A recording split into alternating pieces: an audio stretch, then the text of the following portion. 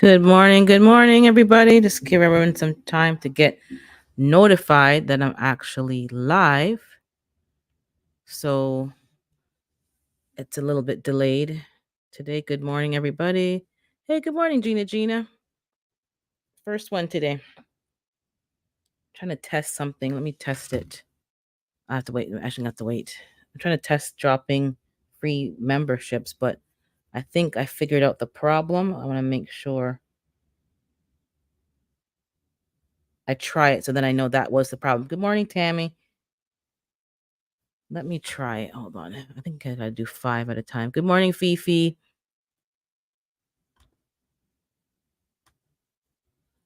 I'm just gonna do. I'm actually not in these. Oh, you're not in the streets. Well, not yet. I'm gonna go in these streets. I've gotten up. I've been behind, but I'm kind of like not putting any pressure on myself. Whatever gets done because there's so much other things that are pulling me all over the place. So I harvested this morning the lemon thyme that's in the ground. It's a bush. I don't have to, but I want to just dry them this year. I harvested the stevia and I harvested peppermint. So I'm going to go out later and they're in the dehydrator. I'm going to go out later and look about the oregano and the lavender. I'll probably do it tomorrow morning because I don't want to have all these things in here. I'm going to use a dehydrator and just get them over and done with. So I'm just talking about fall garden, autumn, fall, and what you're doing for your preparedness of preserving your food. I don't know about you all. I'm doing this for the first time, like really the lemon thyme and good morning, badass, and the mints. I'm not keeping the stems. The thyme I'm keeping the stems because it was just easier. I'll pull them off the stems after, maybe not. But the mints, do you guys keep the mint stems and the your stevia stems? I didn't keep the stems. And I realized for the first time, because I haven't been good at the harvesting part, that the stevia has little suckers and the mint. So if I was pulling off the leaves earlier, I would have been getting a second flush of leaves.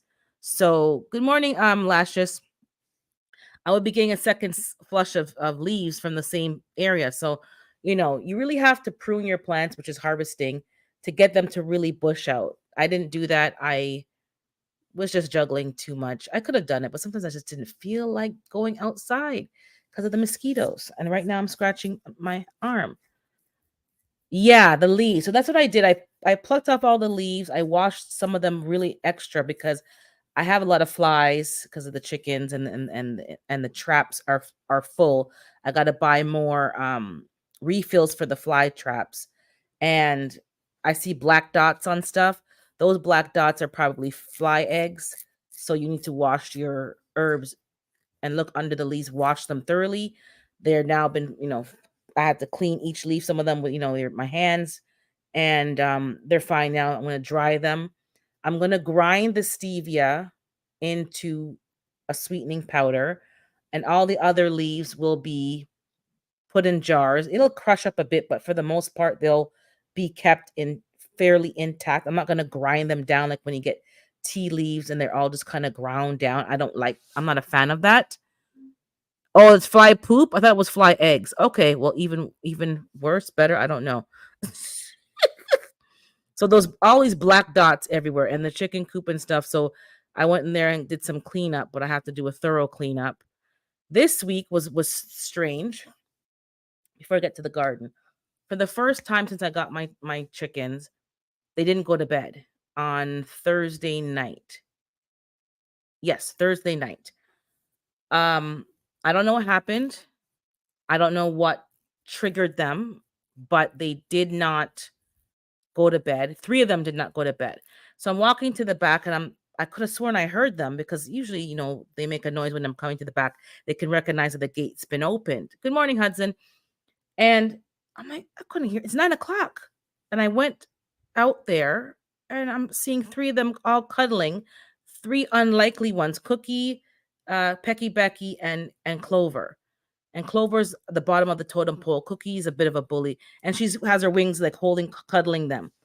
I don't know what freaked them out, what scared them. I did a circle check. I didn't see anything breach the perimeter. I didn't see anything weird.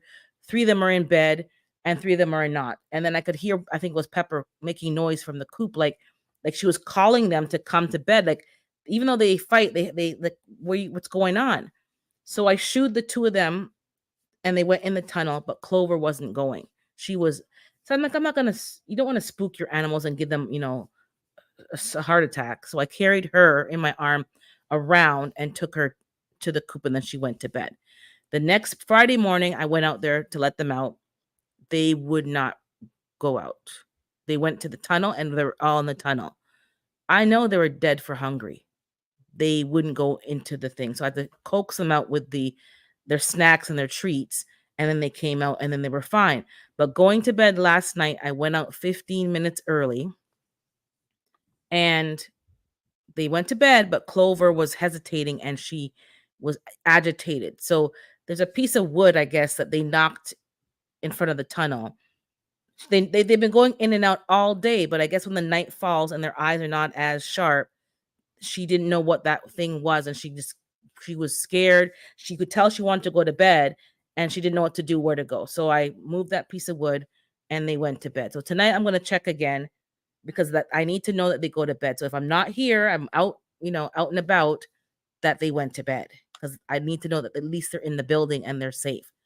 So that was weird, but other than that, they were okay. And yeah, that piece of wood, I don't know. That was the first time in a year that they didn't go. Well, one time they almost didn't go because I forgot to open the tunnel. That was my fault. But that was weird. So other than that, they're good. I changed their food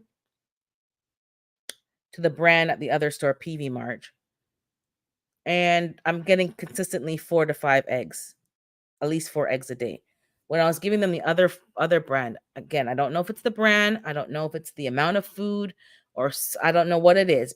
I was cutting back on their food, so I had to make it double.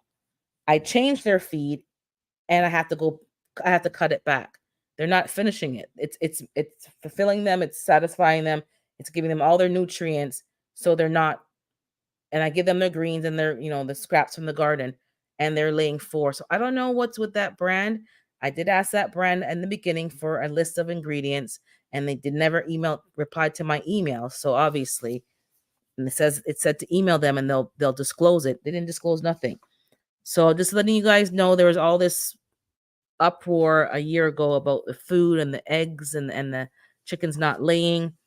It's not even winter, it's summer. It's the midsummer. I should be getting eggs left and right.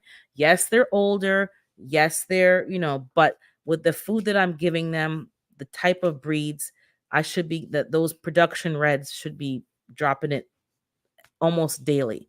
So that was a bit strange. I have yet to get some things addressed in the coop, so I haven't gotten any more birds yet. Right now is the last order for the ones that lay the blue eggs. Hey, good morning, G Mama.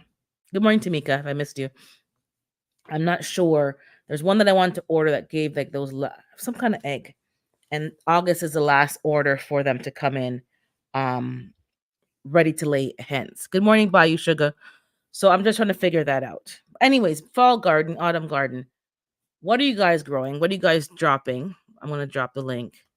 I am obviously going to, well, not obviously, but I'm gonna put in another batch of lettuces, definitely spinach because it's a cool weather crop, and I'm definitely gonna drop some more bok choys. I'm probably gonna only drop one kind of bok choy. They did very well. It's only the earwigs and the slugs that gave me a problem with the bok choy, but they actually developed very well, nice and compact. I was very happy with them. So I'm gonna drop several more of those. Hopefully the earwigs and the slugs are gone, toned down. And I had a crop covered with a mesh bag, and yesterday some it must be a squirrel must have ripped kind of through the bag, so there's holes in the bag now. Not impressed. And something dug up another part of the garden again, as per usual. I have a cannabis plant in a pot, and they've been digging up that pot several, like they make me sick. They make me sick. they're just nothing but trouble. So I'm gonna drop some spinach, some lettuce, bok choy for sure. I think I'm gonna drop some more cabbages, maybe one type. I'm not gonna go, all out, but maybe a couple more of the more compact ones and the ones that I can get that are like 50 days, 55 days. I'm checking the dates. I don't know if you guys are checking your dates on those of us in a colder climate. What are we going to drop now that we can kind of get to fruition before it gets really cold and snow comes, the frost, and what we can do in a greenhouse or a hoop house. Um, Thanksgiving's coming up, so a lot of you guys want your greens for Thanksgiving. They're hiding nuts for the winter. Oh, they're so annoying. There is a there is a nest in my parents' backyard, right in the midst of the backyard. They decided to move right into the Mecca, right in the middle of the Shangri-La. So I messaged them today, go, we're knocking down that limb. Like I don't, because there's too many babies. They're up and down the garden just being, nope, you got to go. We have to tolerate you, but you're not moving into the property. So they didn't notice it because they weren't going outside. I go, you guys got to go and check. These animals are wicked. They saw a clump of leaves. It's a clump of leaves in the tree. I never knew what those clump of leaves were until like a couple years ago. That's the squirrel nest. That's their little nest in the tree. Oh, Badass is sharing. He's been in the gym, working the gym, down 20 pounds. That's great. Awesome. I'm working on it too. I call it the Unbig My Back project. Hold on, I missed a comment. 2 years is not old. Yeah, it's not old. Yeah. So people may say, oh, no, something is going on with the food. I can't, swear by it, but I'm seeing their production. I'm seeing the amount of food that they're eating, and I'm using a lot less of that food than the other food.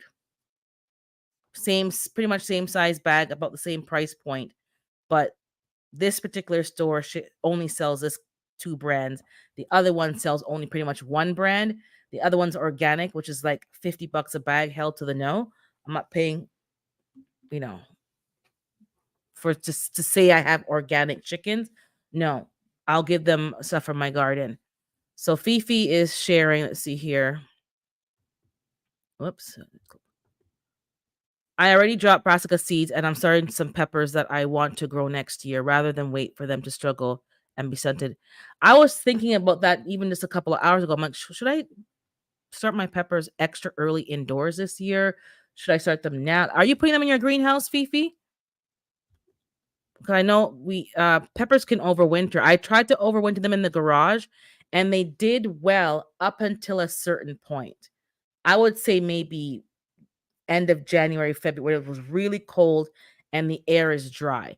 I probably should have done what had Fifi had done before she got the greenhouse, which was she built like a greenhouse in the garage. So she built a microclimate in the garage surrounded with plastic, so things were staying at a more normal or controlled temperature. I didn't do that. So I probably should have done another, like a grow tent or something to keep those plants so that as soon as it got warm enough, they can go outside and they can start to flourish.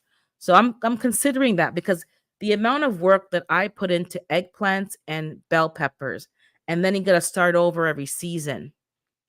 I'm thinking of maybe washing off one of my outdoor plants thoroughly and washing the roots out and putting in a hydro bucket inside in the fall. I'm considering it. Or maybe start them from seed inside right now and just keep them inside and see how it does. Because the eggplants and the peppers are things that you want to eat. I want to eat, but they take so long to produce. And by the time they produce, it's time to clean up the garden. I'm not really impressed with the amount of work and the results that I'm getting. Hudson is greens, spinach, onions, beets, carrots, Swiss chard. I like Swiss chard. I'm gonna do beets. I dropped a lot of seeds, nothing germinated. I bought some seed starts from the nursery, some beets. I planted them. I had thrown some old seed pods and stuff in there, and 10 things popped up that I don't know what they are. I tried to start them, they didn't germinate, and I guess when they threw them outside, after months of not germinating, they germinated. So I'm going to separate those. I am going to drop some more beets and see if it germinates. And I haven't done any carrots this year. I didn't get the carrot. Did I drop carrot seeds? I don't think I even got around to dropping the seed. So I will drop some carrots. Swiss chard is fantastic. As you can see, the animals ate off my whole pot, but I had 2 more hidden somewhere else. They are heat resistant. The only problem I had with Swiss chard is leaf miners.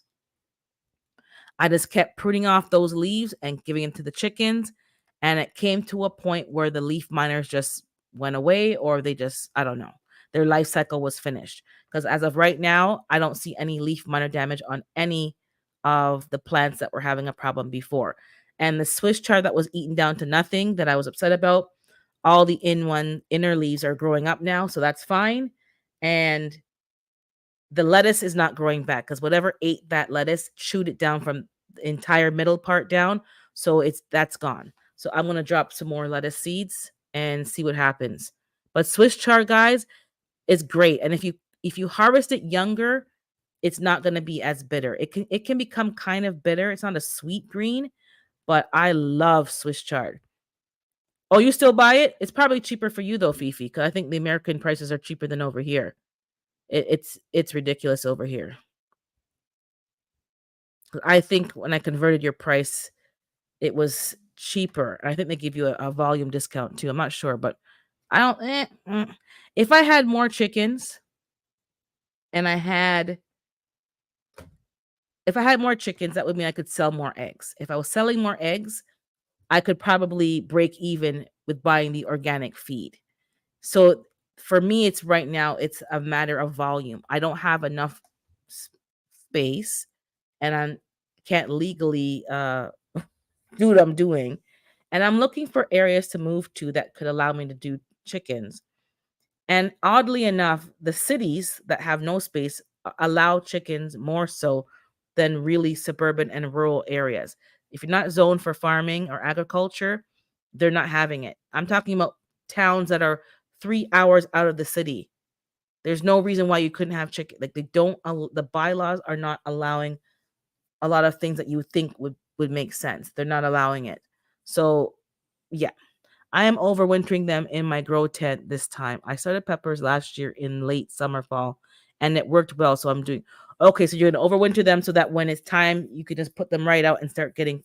See, that's a good plan. I think I might look into that and see what I can do, because the peppers take so long to produce that I need to find a better way of getting more peppers, especially in earlier in the spring, because these flies, I don't know, I got a couple of maggots. I don't know. Don't talk about that, because I know some people are like, oh my God, no, it's just too much. Swiss chard, I'm telling you, Swiss chard, and I bought the pink Swiss chard, the rainbow chard, the folklore. Like, you can't really mess up Swiss chard. It stores very well in the fridge when you harvest and wash it. It doesn't get bad so fast. You can pick it up until you can leave it outside up until October, November over here. It can handle a bit of frost. Like, it's fantastic. I'm gonna try keeping a pot outside and covering it with a plastic and see how well it does in the winter. Ants and aphids destroy most of my pepper plants. Too hot and not enough rain. My aphids, not mine, like they're my friends. The aphids I had here were extensive, especially when it got hot and I couldn't keep up with the watering and things were going to seed. Those are the plants that the aphids took over. I planted nasturtiums as a trap crop. There's no aphids on it. Calendula, there's no aphids on it. They went for the red mustards and the green mustards.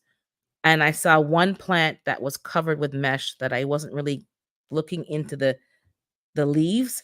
When I took off the covering, there was I think it's a bok choy, or one of the, I can't remember what plant it is. I think it may be it's a new plant that I'm growing. Uh it was all in the leaves. So I sprayed it with neem oil and water. I left it uncovered. I haven't seen an animal eat it, and it seems to be okay. The aphids are gone.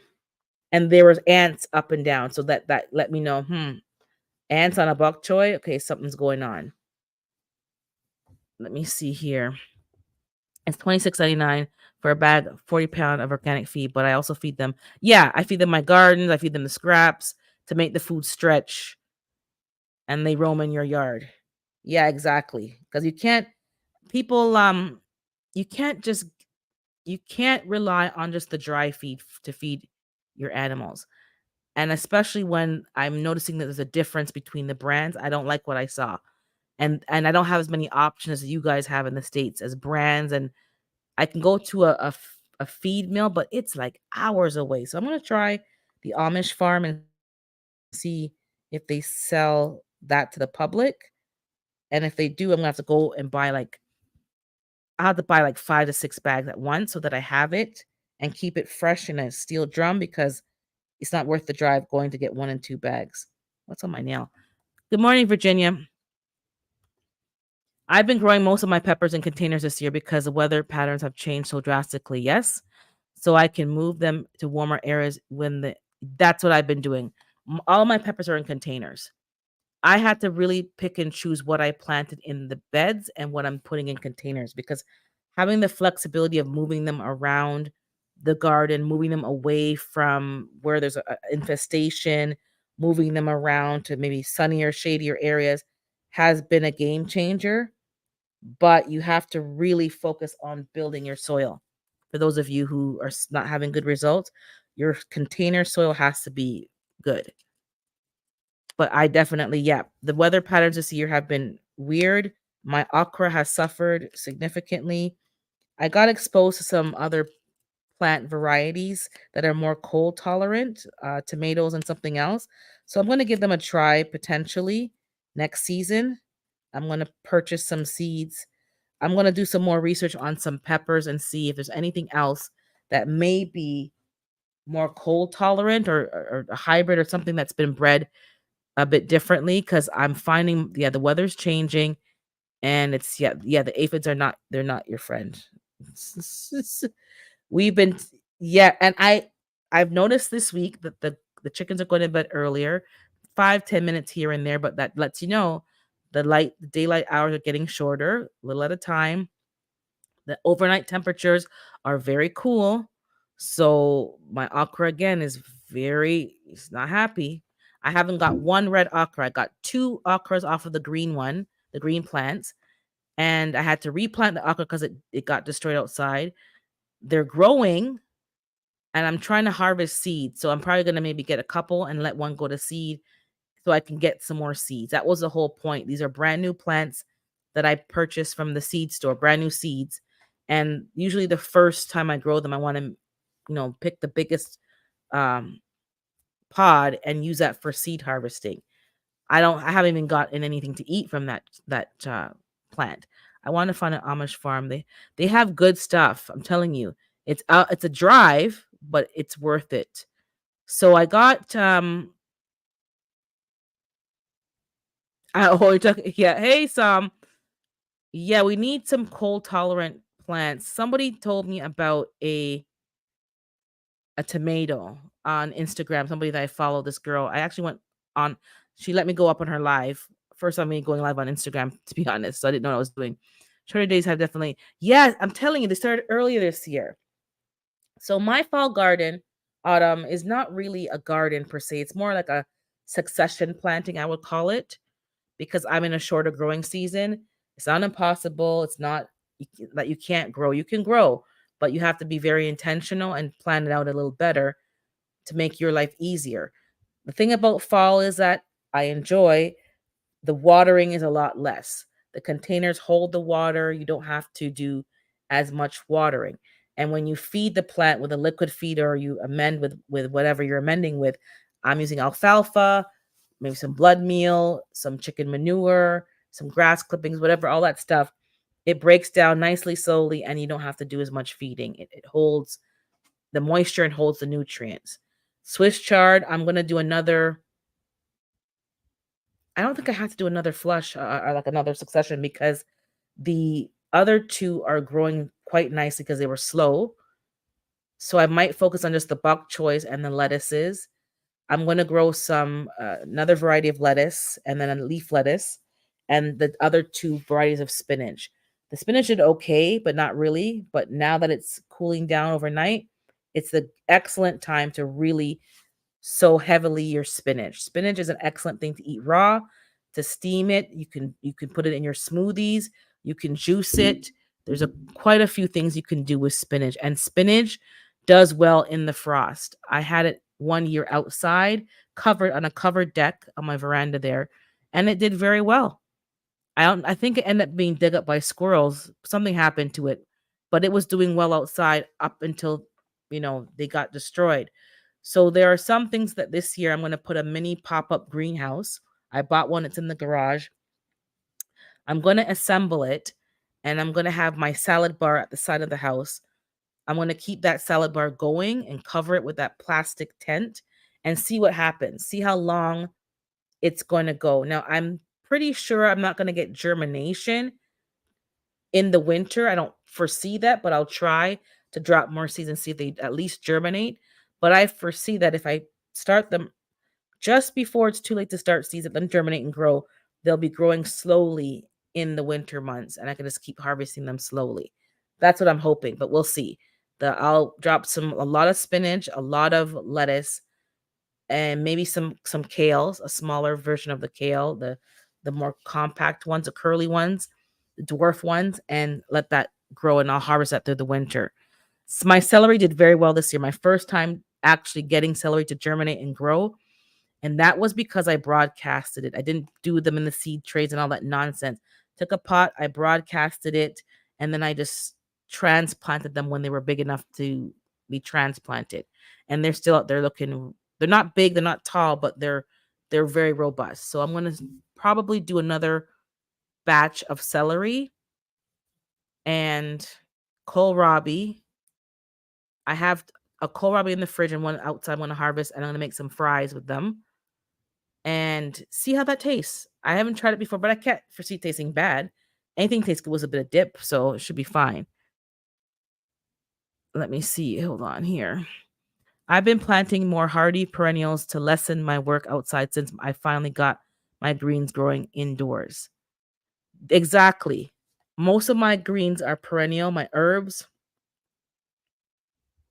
Yeah, a lot of the stuff I have is perennial, kind of, sort of. Oh, it's good pickled? I haven't tried okay, I'm gonna try that. If you add neem cake to your soil, it also retains. I've been trying to find neem cake at a good price. It's available, but not the price I want to pay. I'm gonna try it, but the alfalfa seems to be working. And alfalfa is so powerful, not just for gardening, not just for your feeding your livestock, but for even human health. I've reading this old book. I'm probably gonna share that maybe in a couple of weeks' time because that's a different thing. I'm probably gonna do a segment in the week, either pre-recorded or live, like a 10, 15-minute live where I just read certain snippets from particular books. I'll tell you the book, the pages I'm reading, and then we can discuss it quickly. And then, people can just put comments in the under the video and see what's going on with those particular topics. But it talked about the wealth of nutrients that's in alfalfa. Same how they talk about comfrey, how the roots go deep and really pull up the nutrients. Alfalfa sprouts are excellent. They're easy to grow in your own house. So those of you who are not into sprouting, that may be a good way to incorporate more greens. If you can't really garden, sprouts are an excellent way to kind of garden in your house in a very small space. Alfalfa sprouts, bean sprouts, and broccoli sprouts. Broccoli has been scientifically, there's papers discussing the nutrient density of broccoli sprouts and their anti-cancer properties. So these are cheap ways and simple ways that you can do things in your home. So if you can't garden, or maybe you're just in a position right now, you're moving, you're shifting things around, things are going on in your life. Like right now, maybe this fall, indoor gardening is not going to be a thing. Once your garden's finished for the year, you're kind of going to stop because of, sprouts is probably an easy way to continue getting those nutrient dense foods in your diet. I'm going to be sprouting because it's nutrients for my chickens. Those bean sprouts I had a bag of bean sprouts, not a bean sprout, bag of beans, a regular bag from the grocery store. I bought mung beans. The bag's not even half empty. And I was just, cycling through. I would do a tray, 4 days later, I'll soak some more beans and start the second tray. And then I would feed them a little bit at a time because they didn't need a whole tray. It was so nutrient packed that they were fine with just like, a quarter of a tray. So it's very good morning, almost a green acre. These are cheap ways that you can, feed yourself and feed your animals. Bean sprouts to buy from the store, you buy them and they go rotten in a couple of days. They don't really keep very well, but you can just cut them off your tray and put them in your salad. Like, and if you don't want them to be sprouts, you can actually transplant them and they can become, an actual plant outside. I You can buy that from the grocery store. You don't have to buy the actual quote unquote sprouting seeds. Those I find are at a different price point. I didn't really like the price. And then Fifi's saying that it tastes good pickled, which is the kohlrabi. I am gonna try to pickle a lot more well, I don't know about this year, but I'm getting a couple of more books. I think getting book. Good morning, Drunken Chef. I think getting a lot of books is important because sometimes you just need to get the information, and online is not really giving you the training. You want an actual book that's going to show you how to pickle. Because I know how powerful for me my digestion. I've been buying the unpasteurized sauerkraut, and every day I have like a spoonful, and I haven't had an issue with my digestion because I'm giving it the good bacteria that it needs. I know many of you have done kombucha. I'm trying to get around to doing that. Haven't got around to it yet, but doing that kombucha, doing that, sauerkraut and those pickling, that's what I'm trying to do. I think it's important to ferment your food. It's a very ancient way of preserving food and it gives you the pre and probiotics that your body needs.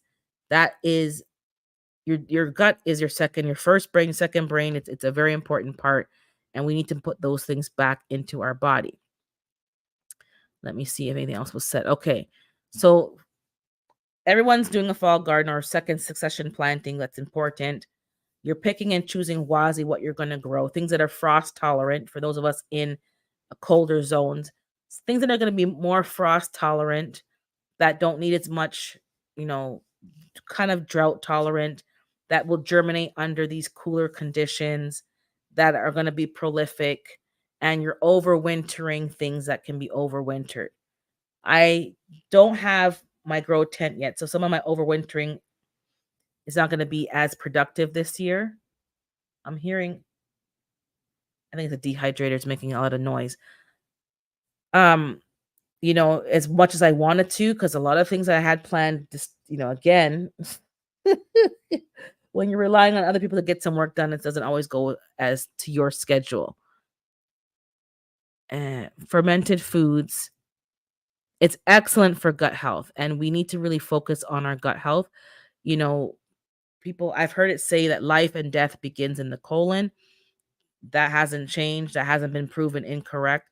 So we need to be putting a lot of emphasis on gut health and colon health. And yes, we're growing food. It's great. But for some of us, freezing the food is not really the best option.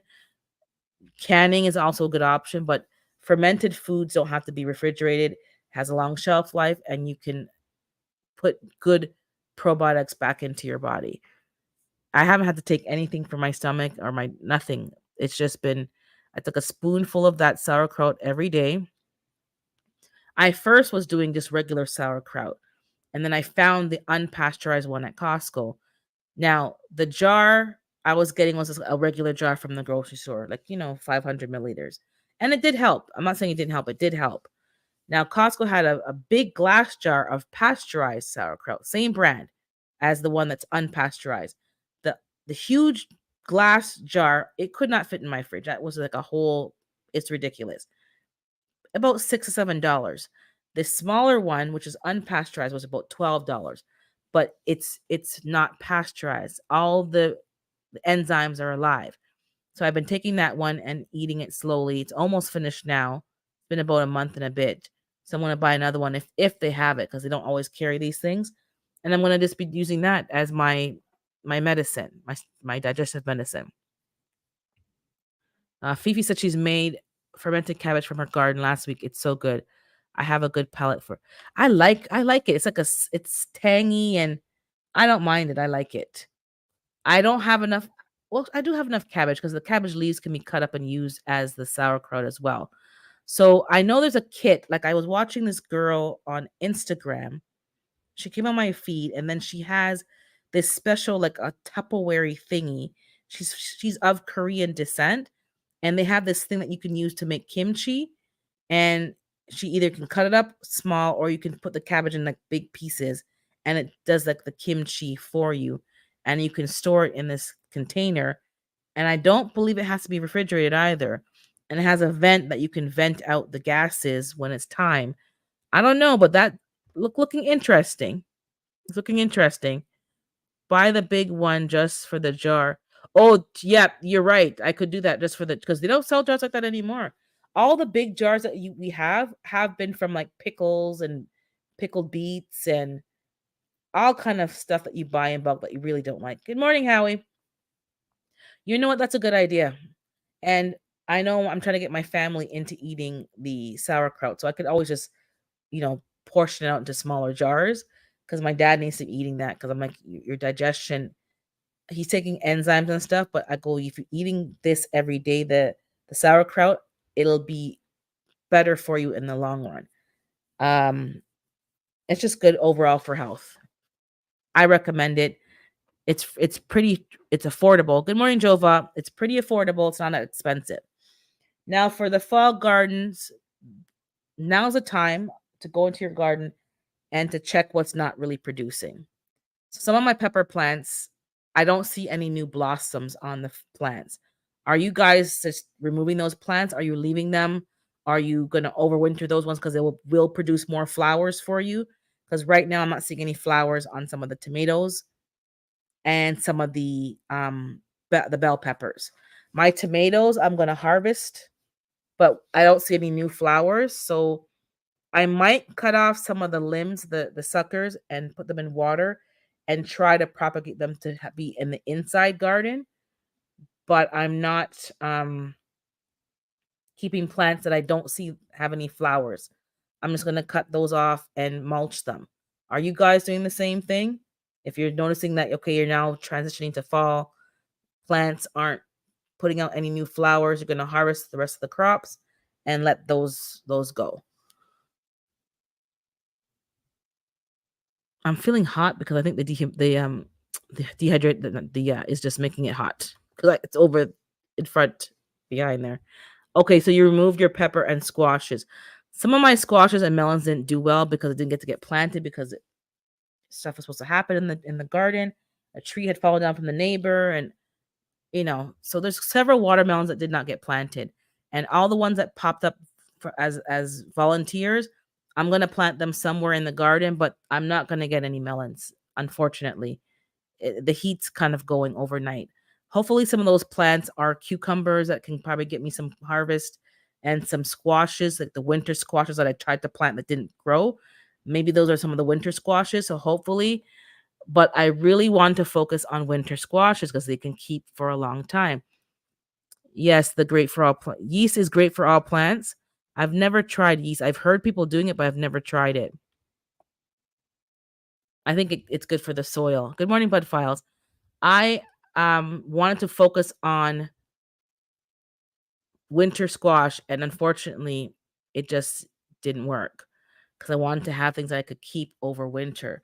So I'm going to have to get the other two beds ready for next spring. So I'm going to ready them by, putting the cardboard down, putting chicken salad in there, rabbit manure, grass clippings, and just fill it to the brim.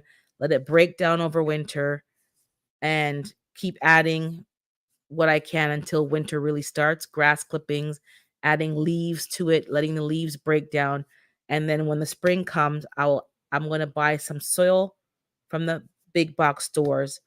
I'm going to buy some more soil probably September when they have their clearance sales. Stock up on several bags of soil and let it sit there over winter. Let the compost and the soil break down more over winter. I might even open the bags and fill the beds up, like put the leaves in once the leaves are, there, put the dirt on top and let it sit there all winter to break down and then add more soil in the spring because I don't want to have any issues with bag soil spoiling my harvest. I gave all my peppers and tomatoes a yeast fertilizer to get them to flower and set fruit. It okay. I missed that comment. It worked in 2 days. Okay, let me look into that because that looks interesting.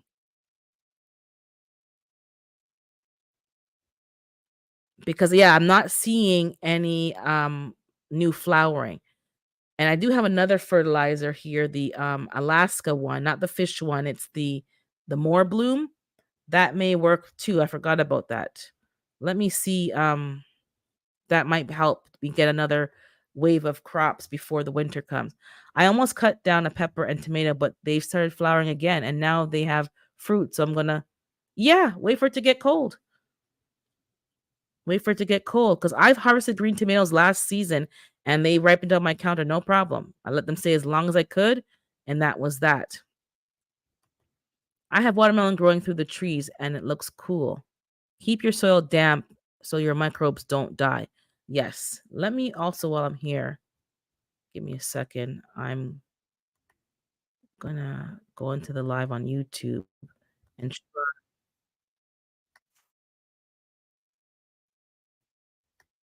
I'm gonna try to do the membership, see if that works. Give me a second. I think I'm figured out what was going wrong. Let's see. No, it's still not working. I don't know what's going on. It won't let me be great.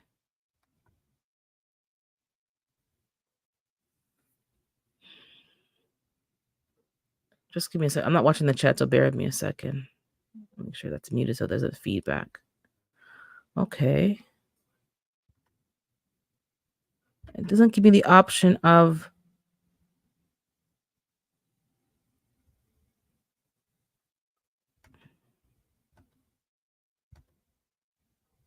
I don't know what's going on.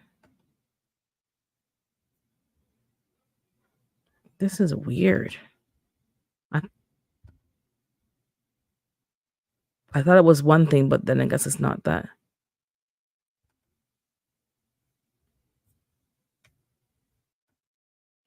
It's not working either. Okay, well, I guess it's not that either. What I thought it was is not. Why is it doing that? Okay, I don't know. It won't let me be great, guys. Okay. So yeah, keep my soil damp. That's also been you have to keep your soil moist, and I haven't been doing that because I couldn't keep up with the watering. I could not keep up with the watering. So I'm gonna have to amend all my containers next spring and get things that are going to help it keep the nutrients and the water in the pot because it runs right out. And I do put a tray to kind of sit in a tray so that it can sit in water and wick from the bottom. But even still, it's just too much watering.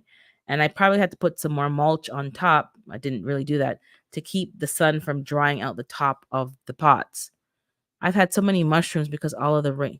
Yep, we've had a lot of rain again, another flush of rain, and I was worried because I'm like, I can't afford any more flood damage. So some places flooded. I think there's another hurricane going around, but it didn't go too badly here. It was moderate, just consistent rain, but it wasn't as heavy as last time. Oh my god. Because that was a hot mess. I still am waiting for repairs to be done from that, but I guess the person's busy. Good morning, Brampton. So that's the plan here for the fall garden. I'm going to harvest a couple more herbs today and get those to be drying. I might use the oven for some of them and the air fryer. I just want to get them all going and done and bottled up and jarred up so I can get to the next wave. Lavender and some other ones that I really should have been harvesting from weeks ago, but stuff happens. Um, Thank you for sharing a thumbsing up. Fellow permaculturalist came by yesterday and said not to cut the watermelon yet as not ripe. I don't grow watermelon much, so I think you're supposed to wait until the closest tendril to the watermelon is dried up. So that curly little limb tendril, when that dries up, that means the watermelon's ready. and I've been doing that, and haven't had a problem. Doesn't matter how big the melon is, it's as long as that tendril is drying up, that means the watermelon is ready. Oh, yeah, I saw the video, the he did a pear foraging. He has a lot of food over there, man, I'm telling you, a lot of food. Oh, and another announcement, my pear tree that I said had 2 pears with teeth marks on it last week, well, there's no pears on the pear tree. The pear has no pears. It's 0. So, the squirrel came back and totally removed all fruit from the pear tree. I have 5 or 6 apples on the apple tree. So I don't know when apples are ripe. I know apples are a fall crop over here. So I'm just waiting and waiting, but I'm probably gonna have to harvest them early and just enjoy them early because they won't let me be great. They won't let me eat my food. They won't let me enjoy my zucchinis without teeth marks in them. It's becoming a problem. So yeah, no pears this year for urban. They ruined the whole tree. Isn't there also a flattened side on the bottom that goes yellow a bit? Yeah, well, I don't think we're gonna get the yellow because we're in a colder climate. So the bottom of my melons are never that yellow. The sunspot and Howie's in Vancouver, so I don't think we're getting no sunspot like that. We're just gonna get the tendril and you can you can tap it to see if it kind of has that echoey sound, but I'm not gonna get that over here. If I was in a hotter climate, then yes, I'll get that sunspot for sure. Not in a colder climate. Brampton got 5 gallons of crab apples from my neighbor's tree. I don't know if I like crab apples. Those are tart, right? But they're good for pies. Oh, send Dexter over. I hate squirrels. I hate them. They make me sick. Some of those bags. Did I miss something? I'm in Toronto, Golden Acre. I'm in Toronto.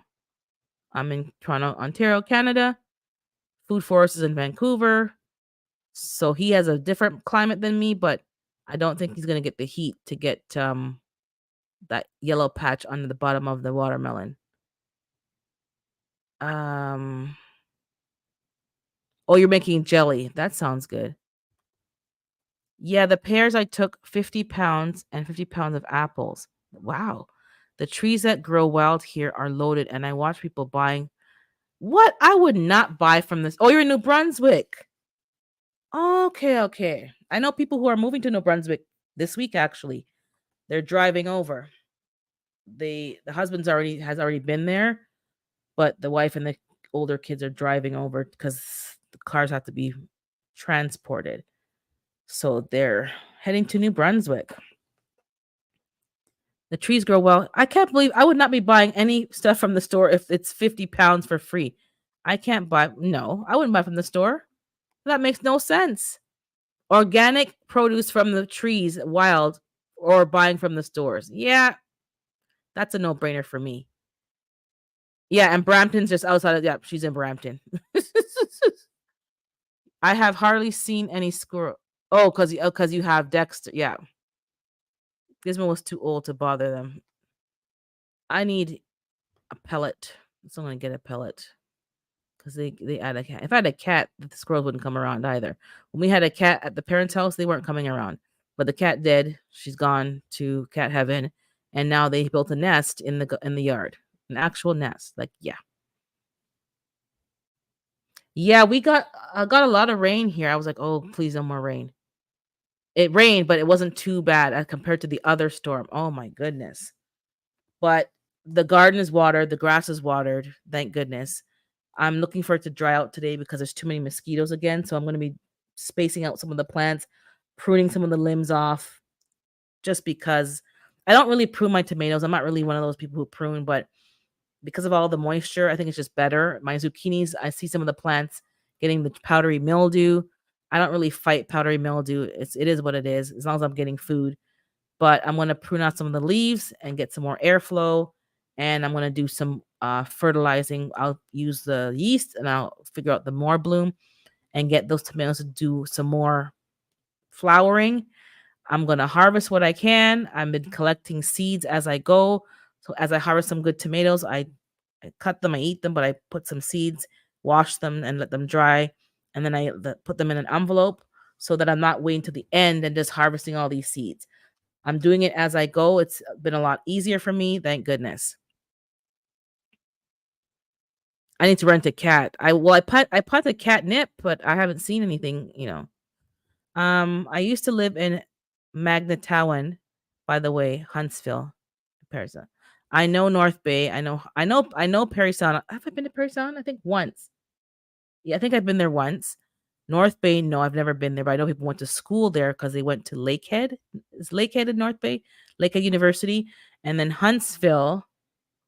I haven't been there, but I know people who go fishing. I think they go to Huntsville.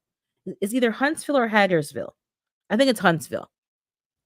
Then moved to Aurelia, then Barrie. I have people in Innisfil, but where you grew up. Well, you've been to a lot of areas, my goodness. But you seem to like the more remote areas. Aurelia, I don't think I've been to Aurelia. I don't think I've been there. No, it doesn't ring a bell, but I know I've either gone around it, but I haven't been to Aurelia. It's very hot here, right? Most of the time. Most produce in a month early. Plums are nearing the end. Italian plums are starting into it. Wow. Oh, cool. So you have a different climate there, so you got the heat. So you might get that over there. The watermelon, that yellow patch at the bottom. I want to go in the garden since it's cool, but I need to get. Yeah, I went to the garden this morning, got a few things done, a few things harvested, and I'm just letting them in the dehydrator.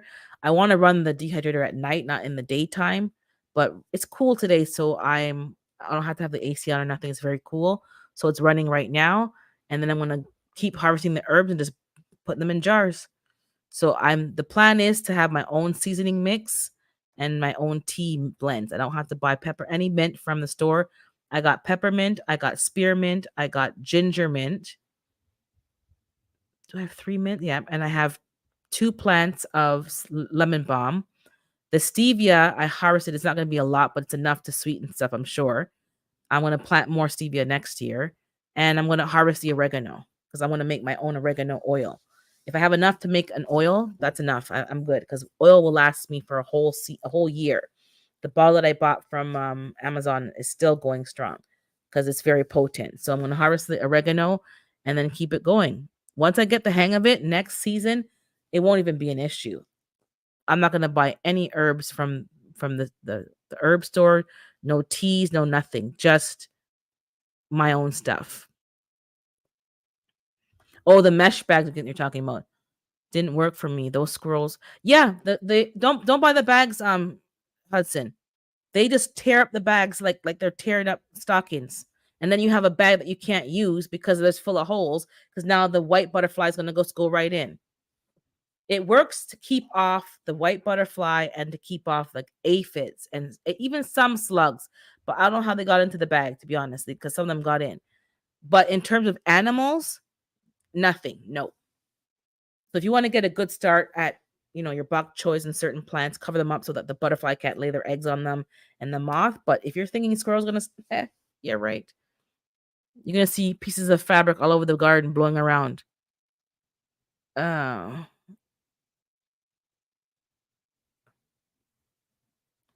let me just keep up with the chat. So I worked at the new medical center in Aurelia. Oh, you worked? Okay. People not from the area think Brampton is my name. Oh. No, Brampton's not your name. When I saw your channel, when I first saw it, I knew, like, okay, she's Canadian. From before I even, I go, she's definitely Canadian because I don't think there's a Brampton anywhere else. My stevia last year, I overwintered mine, and it did. Whoops, that's why I have it this year because It didn't really go to seed. I didn't try propagating it, so if it's easy, then I will do it. People say rosemary is easy. Well, my rosemary didn't propagate. Don't know what I did wrong. Maybe I should try that again now that it's cooler. Trying propagating the herbs. I did propagate the brown turkey fig, not brown turkey. Yeah, brown turkey. I did 3. 2 are leafing out, 1 is not. So the third one, I'm probably gonna just check the roots. If there's nothing happening, I'm gonna throw it out and put another stem in there and just keep going. I'm trying to get at least 3 more of each of my fig varieties so that I have more trees. I'm only seeing one of my fig plants outside producing 1 solo fig. So I'm probably going to give them some more feed and give all my trees feed today. Actually, the pear, the apple, the plum the lady gave me is the tree's fine, but it's not, it's probably too young. It's not flowering. I'm going to repot all the trees in the fall to the proper pot that's good enough to really give it enough space. And yeah, don't waste your time, Hudson. What I've done, I built boxes over my raised beds with chicken wire. It keeps out the animals, but the white moth actually can fit between the chicken wire. I saw it with my own two eyes. I'm like, really? And she went in there. I had to go in there and punch, slap her up, and knock her in a coma. But she went in there, so she's laying eggs. But I don't see any damage in there. So whatever's happening in the ground, those crops are handling it just fine. I don't see anything being eaten down to nothing. So container plants versus what's in the ground, two different things. But don't waste your time. Build actual protective covers, chicken wire, hardwire mesh. Don't use that green stretchy fabric from dollar store because the squirrel just teared that open and went right in to eat the sunflowers. But the groundhog, the raccoons, and those things haven't really gotten to my food that's under those covers. So this season, I was trying to get some more done, but the nail, I can't find the nailer to reinforce the wood pieces together. I have a staple gun, I have the compressor, but it's just been sitting there not done. I'm going to make a couple of more for next spring. They're not going to look that great. I'm not a builder, so it'll look like a DIY gone wrong, but I don't care as long as those crops are protected. Because if I can protect more along the side of my house going to the back and have like the Swiss chard and the certain greens there, and I don't have to worry about animals chewing them down to nothing, my lettuces, and maybe make a double layer so that the white moth can't get in there, I'm fine. It doesn't have to look pretty. It just has to be functional. I don't have to spend any time spraying my crops because I don't have to. All I have to do is look out for slugs and snails and stuff like that. It was much easier. I didn't have any spraying this year. Only the one plant I sprayed for the aphids.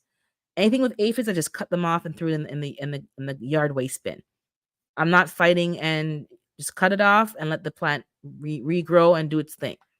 Oh, there's a Brampton in the UK. When I do searches for local events, the library comes. Yeah, and zucchini, they just, you see teeth marks in your food. So I wouldn't waste time with the bags. I see people getting all these bags and putting them on each pair, and it looked great. But now when you see how they rip it off, forget it. Fifi had it rip off. Forget it, man. Fifi did not get one peach this year, and she has about 10 trees. She did not get one peach. She had to go to the farm and buy peach from the farm. Why? Squirrels. Squirrels. Waste of time. They just destroy everything. I was cuss them squirrels. I gotta come up. You need to get you need to do target practice outside. Your husband needs to sit there, sip your sorrel, and it's ping, ping, ping, sit there, ping, ping, ping, with a pellet, and just do target practice because this is ridiculous. Nothing illegal, but something. Yeah, nothing illegal, but they got to go. We need to cut down the population. Whoops, I pressed the wrong button here. They also sell steel bags, so that would make more sense. Something that has a metal that they can't chew through. That's the only thing that's going to work, guys, because those mesh bags are useless when keeping away animals. They're only good to keep off the insects. So I do like them for that purpose. But if you're talking about a fruit tree and standing there and bagging up each fruit off the tree, they're going to just rip through the bag. And if they can't get the fruit, they're still going to yank it off of the stem, and it's going to be picked too early, and you're still not going to get any fruit. So don't waste your time with those bags. You need to find a drastic measure, like drastic. Steel mesh is what my uncle covers his grapes, is how I found them. Okay, you need to share that because this is God's. There are 2 full trees in my neighbor's yard, apple and pear. Lovely fruit. They eat the fruit all the time. It's green. It's not even ripe yet. And they take 2 bites and throw it down in my yard. So I got to keep throwing it over. But they come and eat my 5 pears. All I had was 5. And they ate my 5. and there's two full trees that I can't even reach. There's a black walnut tree at the back. There's grapes behind. There's all kind of food. And people always talk about, oh, let the animals eat. You let the animals eat in your yard. Don't come to me with that. There's lots of free food all around in just my little quadrant. Anything that comes to eat my food, upper room. They're going to the upper room, and there's no apologies. It is what it is. I was raided by critters, and they made a mess. Took apples, pears, figs, and were devoured, and the ants have moved under the driveway. Raccoons, rats, mice from house torn. This is just anything that I can't eat. I don't mind them eating it, but they always destroy it. They pick it too early, and I'm done. I'm There's no conversation to be had. There's plenty of food around here that they can eat. When you talk about the tree that's like 15 feet high, I'm only picking what I can reach. I'm not going to get a ladder and climb any higher. So they can have all the ones up top on the neighbor. But no, no, no. They want my little 5-foot tree, my 5 little fruits. They go and destroy them off. No, we're not friends. Done. Done, done, done. Good morning, D Mood. I want to log my 22. No, you need a pellet one. No, you don't need a 22. You got good aim. So all you need is a pellet gun and quietly sit there, sip your drink, and you quietly go out in the early morning with Dora, and Dora can sit there and you just pew, pew, pew, pew. You don't need to use the real thing, because you're gonna hit them right where it counts, and then you can bury them under the trees for fertilizer. There's no point. Exactly. They always telling you about, oh, let the animals eat, and they don't even grow their own food. Talking to you about what you should do in your yard and all the work and time you spend and getting up early, planting seeds from March in your house, transplanting things. You're out there in the rain, you're out there in the cold, you're out there in the heat of the sun, and then they're telling you what to do in your garden. You need to shut up. So you need to shut up about telling me what to do. Thank you. Stay over your neighbor. Exactly. Eating my food. Girl, I don't have a pellet gun. Sir, I'm hearing a lot of noise. I think the neighbor must be doing a deep clean and moving furniture, because I'm hearing all morning. I'm hearing noise. He's probably doing a deep clean, because fall's time to do deep clean. I'm doing mine as well. Yeah, I can't deal with that. There's enough food. Like, think about it. Really think about it. There's enough food for animals and insects to eat. There's enough. The trees that I have in my yard were not there until I moved here and planted said trees, until I planted the thyme and all these things that are perennials. I put them there. So before I put them there, what were they eating? They had no problem finding food. So this particular food, I'm not going to be completely selfish. I got to share with people. Bugs are going to get some, but the amount of food that they're getting versus me, no. I'm one of those people. And there's one guy that I watch, he just pew pew pew.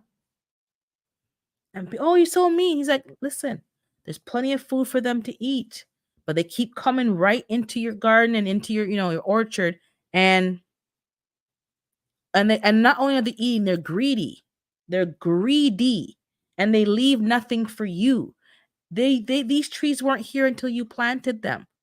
So since they don't hear talking and complaining, they hear through experience. So when you get rid of certain one of them, they tell their friends, oh, I went there with Mo and Mo's gone. Oh my God, that man, two-legged beast. Plam, plam. Yep, they'll learn then. He sits there. He just literally sits there every so often in his rocking chair. And he's got good aim in his pew, pew, yep. And he takes them out. And oh, that's mean. But no, I'm like, no, it's not mean. They need to stay in their lane. Good morning, Fico Mama. They need to stay in their lane. All I have to say is I have hollow point. I'm telling you. It's literally coming to that, because I'm telling you, I'm not going to get a pair. I'm not, and I didn't want a lot. Just wanted a couple, maybe 2. I'm not going to get a pair. and I'm watching them apples because there's no point in me putting bags on them. Because if I put the bags on the apples, then they'll be like, "Oh, why is she covering the apples? What's over there?" And then they actually come over more. So you can't put bags on them. It doesn't make any sense. The fig tree, there's no point. I'm gonna have to build a literal like almost like a hoop house or like a almost like a greenhouse that's only just mesh. It's not glass or nothing, just mesh so that the air can get through. And put my trees in there so that they can't get to the trees. And keep my trees pruned so that I don't have to. It doesn't make sense. Hold on, someone's messaging me. Give me 1 second to make sure it's nothing.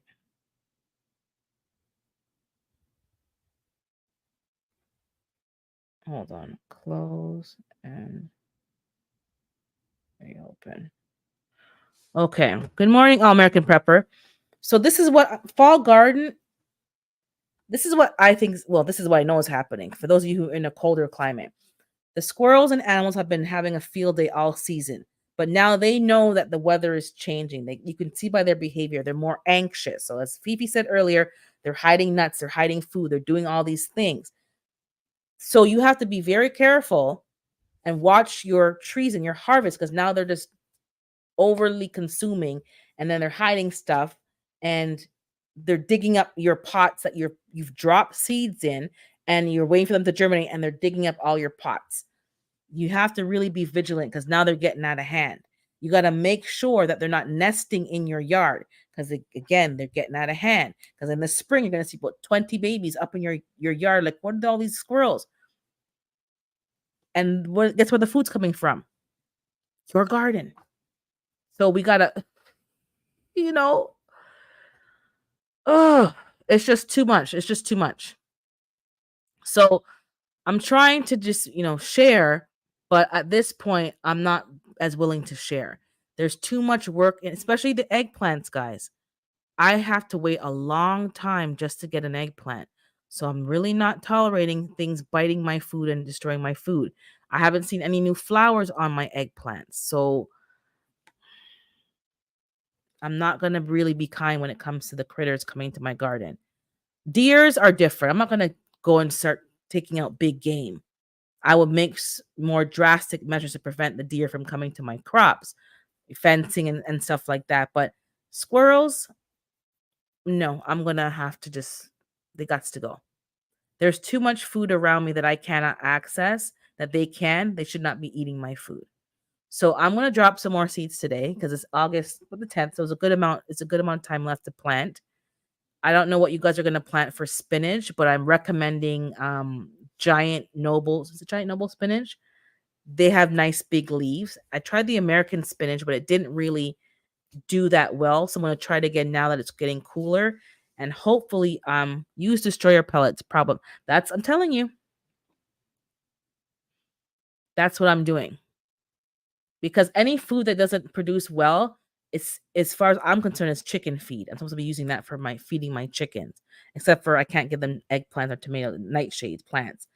So you're destroying my whole like system over here by eating food that doesn't belong to you, eating crops that don't belong to you. I'm waiting 6 months for cauliflower and I'm protecting. Girl, I didn't plant cauliflower for that reason this year. I'm going to do it next year, but it takes months just to get. So that's why I'm building some more cages so that I can put the cauliflower in those cages. And I'm going to do purple and I want to do the broccoli romanesca. I've never done that before in my life. I'm going to order the seeds and waiting for them to come. That takes weeks and months. So people say, "Oh, share." I can tell right away. They've never grown even dandelion, a weed. They haven't even grown grass. Because for you to say that, you have no concept of the time and the effort it takes to grow food and how many months it takes for it to be ready to harvest. And you're telling me yeah. Sounds like loofah. Yeah, it takes a long time. That's why I'm not even buying loofah seeds. There's no point. I need it to be in a warmer climate to make it worth my while. It's not worth it. For me, not for like just for me in general. Not like loofah. I would love to go loofah. That's free sponges right there. I had a troublesome chipmunk, and when I put down slug bait, the chipmunk stole it all. What? and the next day I know it disappeared. Not sure if I ate the bait and if it ate. Well, it ate the slug bait. Well, I put some mouse poison stuff down. Maybe it ate that too. But yeah, they got to go. They got to go. I had to put out some more mouse traps because they're a little bit more brazen. It's getting cooler and they're probably going to be looking to nest. So now's the time to be getting your mouse traps out, your rat traps, because last year the rat built a tunnel into the chicken run and was out of order. So I'm going to be putting out a lot of traps and I'm going to be putting out some poison. I didn't do it last year, but I'm going to be very careful and put it out away from the chickens. But I'm going to be putting up more traps. I have a trap in the coop that's the electrical one that's supposed to zap them. It's still out there. It hasn't been triggered. So obviously the rat hasn't come in there all summer. But when it gets colder and there's not a lot of food, it might be coming back to eat for free. I have two demoosing. I have two hawks that take care of the small pests. Yes, I do have some birds of prey, but I'm just gonna help them out with some more traps. I want to get the population down as much as possible so that I can make sure that I'm not having any problems in the wintertime. Rodents, thankful for Doris. She's such a exactly. Somebody was complaining to me again. They don't know what they're talking about. Not that they don't, they're not dumb. I'm not saying they're dumb, but until you have animals for yourself, you don't know. So her neighbor has chickens. So she was telling me, they're so dumb. Why do they even have a cat? I said, you have to have a cat. I should be getting a cat right now. Never mind. She's like, what do you mean? I go, chickens don't attract rats, but the chicken food does. So I told her, you need to have a cat to hunt the mice. She's like, oh, I go, most cats won't really hurt the chickens if they've been raised together. Like people raise the cats and dogs with their chickens so they know don't, hunt the chickens. But she's thinking, oh, I go, no, no, no. It's a whole system. I go, when you have a farm, they always have a barn cat. And then she's like, yeah, you're right. I go, yeah, like you can't just say you have to, it's an ecosystem, it's a balancing. Once you have chickens, even though you give them their feed, they spray some sometimes elsewhere, and it's attracting vermin because vermin want to get some of the food. Let me see what American Pepper saying. If you have an empty space in your home, you can grow indoors. Literally anything you would like to grow because you can control the environment. Yes, I grow indoors. My first experience was very horrible because the aphids came indoors. I don't think the aphids came indoors. I think the aphids my first year came from a bag of potatoes that I bought from the store. So when I looked at the potatoes after, there was things on them. So good morning, G-Quat. So that just ruined it. And I was like, Mike Chaotic, what do I do? And he told me what to do. And you're fighting these aphids. But after a time, you guys gotta harvest everything, throw it out, and start from scratch. Because the thing about gardening outdoors is there's a hierarchy, there's a balance, there's predators. I saw a wasp eating up flies. I saw the wasp eating up the aphids. There's a hierarchy of insects. When you're indoors, there's nothing. So indoor gardening is fantastic, but you need to make sure, like for me, I pretty much harvested all my stuff except for the tomatoes. I'm not harvesting and stuff in and out, in and out. Like I have an outdoor garden, that's my priority. The indoor garden, I harvested all the pak choy. I have a radish left and I have dandelion greens. I'm gonna harvest the radishes because they didn't really do that well. I got a bulb, but it's so tiny, like the size of a grape. I'm gonna harvest that and leave the dandelion greens. The tomatoes are still doing okay. I don't think I've seen tomatoes have an aphid problem. I haven't seen them here in my zone, so I'm gonna leave the tomatoes here until they're totally gone, and I'll start a new batch of a different variety. The tiny Tims were good and they did grow, but I want something a little sweeter to try something a little sweeter. But don't be indoor gardening and outdoor gardening at the same time, unless you have, you know, a separate place that's not in your house, like a garage that you're doing your indoor garden that you can really deal with aphid infestations and hose stuff down. Like I can't hose stuff in my living room. That's not going to work. But grow indoors, yes, guys, but just be careful if you're new to indoor growing because that aphid infestation was like was I still have trauma from it. Like, oh my god, every time I'm looking for them. Aphids, nothing really kills them. They don't need a spout. Like they can procreate by themselves, and they lay a lot of eggs. Like it's just like what? But somebody mentioned something to me on Instagram. I don't know. She said water soluble silica, which is DE, but I guess water soluble. And you can spray that on them. It prevents it destroys their teeth and prevents them from feasting, and then they end up dying. I don't know. I can't swear for that, but I'll share that tip that was shared with me. Maybe somebody knows about it in this chat and can tell me. I said I wasn't growing cauliflower because it takes so long, but it's so delicious not to. All my life, I had to fight. All my life. I didn't grow it this year just because of the space. And I wanted to grow it in a place where it didn't attract because my cauliflower, my purple one was beautiful last year, but it attracted the aphids. So I didn't want to grow anything at the front of my house that would attract, because I always put it at the front of my house, like instead of a bush, it's cauliflower. I didn't want to put it there because I didn't want to have aphids in the house by accident, affecting my indoor garden that was still finishing off. So I didn't grow cauliflower. But next season, maybe even this season, I don't know, I might grow it, but I need to have it in a cage because these animals just be disrespectful. And it takes a long time, but it is worth it. That's why when you look at the prices that we like last week, I talked to you about prices and that the organic garden was charging arms and legs for stuff. It was ridiculous. Now, cauliflower, you can possibly understand that being pricier because you know how long it takes to harvest and what the farmers have to do to make sure they ensure a harvest. So certain crops you kind of on like eggplant, kind of sort of, but the prices at that farm were ridiculous. So,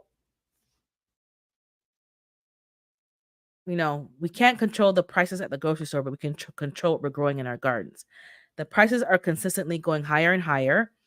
The amount of produce that you're getting is getting smaller and smaller, smaller in the actual produce itself, and like the size of the containers are getting smaller as well when they're selling stuff. So you got to pick and choose garage sailing and slurking. No problem, Frugal Mama. Thank you. Appreciate you being here at all.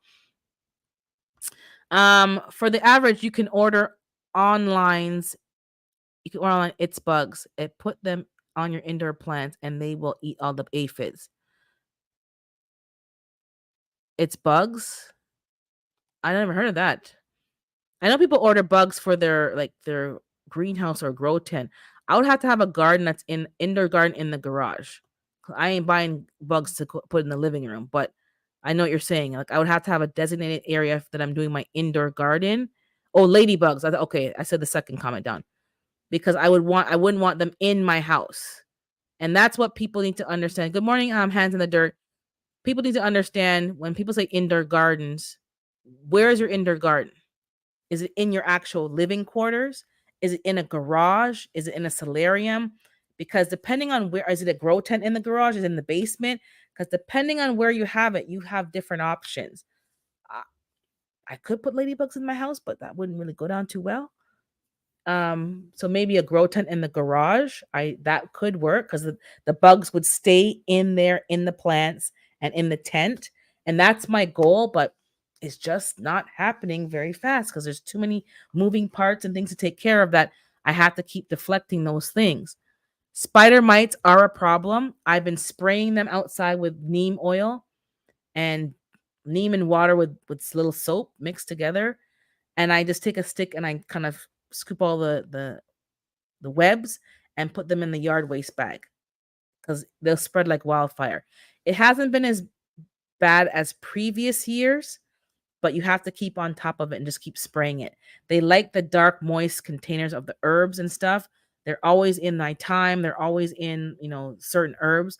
So I have to make sure I keep on top of it because when you're harvesting, you're spreading them around by accident. I don't like spider mites, but the leaf miners are worse because the leaf miners, how do you destroy them? You got to prune off the leaves. They're in between the leaf. So that, I think those are worse for my garden than the spider mites. But spider mites are really annoying. Yes, ladybugs, they eat aphids, spider mites, and all that stuff. Yes. So that would be for me when I get my indoor garden in the garage in a grow tent. I would buy spider mites, spider mites. What am I saying? Spider ladybugs to eat those things. Hopefully, they eat gnats as well because gnats are a problem in the indoor garden. Um, and hopefully, even if people buy what's that other bug? Praying mantises, stuff like that in the garage where it's contained. That's a good thing to do. If you have a greenhouse, a hoop house, those things are good to put in your greenhouse. Keep the ladybugs in there. They'll stay in there and eat up all those bugs. As a regular person growing in their living room in an urban environment, adding bugs is just like, nope. That plant is going. I'll take out the whole plant and it's going in the garbage. And I'll wait, 15 days or so and start from scratch. That's what I had to do. I did not have any aphids last year because I was extra careful. So I'm not going to do any indoor starts until like October, Thanksgiving ish. Well, Canadian Thanksgiving because you guys have yours in November. So October ish. And then I'll start my indoor garden. And then December is the winter indoor grow off. So I'll do it then. So there's no risk of any in and out. All my outdoor crops would have been harvested already, dried, dehydrated. They would have been canned. Anything that I bring from outdoors is washed outside now. I rinse it off outside first, or I check it thoroughly. So I haven't had any issues. But you have to be careful because they're crafty, sneaky little buggers. That's what I'm saying. See, you have to get the herb garden challenge. I'm telling you, you have to be really careful. So I hope you're going to be in the challenge again this year, Psalms. I hope you learned what you can do to make it work better this season, but don't give up. I think, yes, you're right. Caulking around the doors and windows, you're not even lying because the windows, even the window, I had to keep it closed, even though I wanted fresh air because I didn't want them to come through the window. These bugs are sneaky. I did not plant any plants on my veranda because I did before. I think they were attracting aphids and also they're coming through the window. So I said, okay, anything to do with outdoors has to be out in the back to not interfere with my indoor garden until I can get something in the garage with the grow tent and properly set up separate that did not going to interfere with my inside living. Nematodes are best to control any larva in the soil, indoors and in garden. Yes, that's a whole other conversation. So I'm gonna set up a live and we'll talk about indoor gardening for those who are new, those who are experienced. Any little tips we can share for sure. G Mama said the hydrogen peroxide that has saved my life because the gnats be trying to go into the fig cuttings cups and I just poured straight peroxide in the soil and I haven't seen it. There's one lone fly trying to survive. Nope, you got to go. Um, I believe they recommended using 3% hydrogen peroxide and just kill it off. I water the plants with mosquito bits, so I have to resume that again because there's always one lone gnat that won't go away. You don't want gnats, they're just annoying. They're not impossible, but they're just annoying. Yellow stickers were out. My herb garden challenge, that's why I threw it out. Well, I didn't throw it out. I moved them outside. The gnats were just too much. I couldn't keep up. The stickers were everywhere. And yeah, let me see. All American Pepper has ladies' night every Monday and Thursday. Monday and Thursday. Yeah, I think I checked out the channel. Your wife did a live. I think it was on a Monday. Okay, well, if I'm available, I'll just type in the chat when I'm there and ask her to drop the link. Mondays and Thursdays. Okay, I'll check it out. And if I'm in the chat, I'll ask her to drop the link so I can come up on the panel. So that's definitely, and also last week I talked about the bed bugs, the guy with the story, or the week before, I can't remember. But that's part of it. Even the electrical outlets, putting proper caulking around all of these things to prevent bugs from coming from between the walls and moving around the house. So this is part of, so I have to do that for the winter prep this year. I need to do all my windows, my doors to keep the draft out. But yeah, Hoop house, hothouse, rocket stove. If you live in the north and for growing food in winter, less bugs in the winter and easy growing sort of depending where you. Yeah, it is. So that's why I think a lot of you are looking forward to your fall garden. It's okay, you're in the bushes of some, okay, no problem. It's less bugs. So you can focus on your soil health. You can focus on your containers, you're mending them like you did in the spring and redo everything, readjust everything. You can work on your spacing and you can work on just seed starting outdoors. You don't have to do your seed starts in. I'm not doing any seed starting indoors. Yeah, I think they can all be done outside as long as the squirrels don't dig up my pots and let it happen outside in the climate that it's going to grow in. It's going to be a lot easier. That's the thing about the fall garden. Everything can be done outside. So I don't have to be going in and out back and forth. Now, if I'm not having good results with certain plants, I will try again in the end of August to grow it indoors, but I'm not going to be spending my time seed starting indoors. I'm going to be spending my time cleaning all my indoor supplies, sanitizing them, getting them ready and put away for spring, and maybe winter sowing of my winter indoor grow off. But some of those things can be sown directly in the sponges. But I am going to attempt to try to sow some things in rock wool. I'm going to buy some rock wool and see because I want to do some things in larger contain like a 5-gallon bucket. And I don't see any sponges for like the larger net cups and the larger containers. So I think people are using the rock wool and then they put those pebbles down to kind of, get to the right height and do it that way. I bought a new hydroponics thing on sale. I haven't even took out the box. I'm going to record an unboxing and I'm going to me setting it up.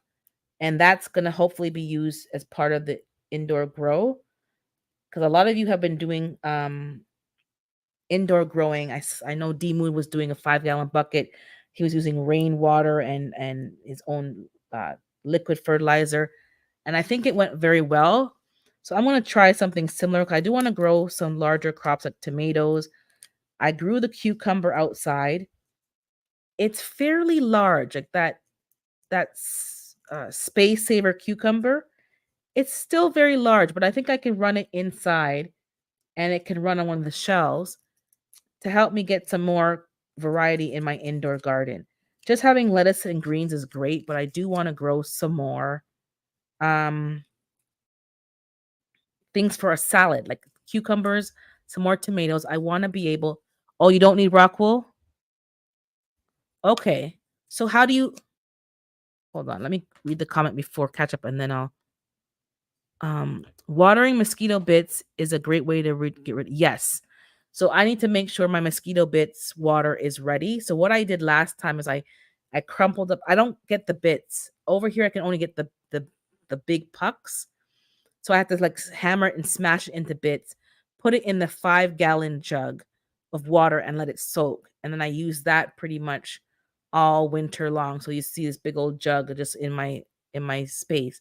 But that's what I use to water with the mosquito bit. So I pour some of it in the jug in a watering can and then I add some more water. And that's what I'm doing. And that has worked. I haven't had a problem. So you have to just keep maintaining what you're doing. Good morning, LP.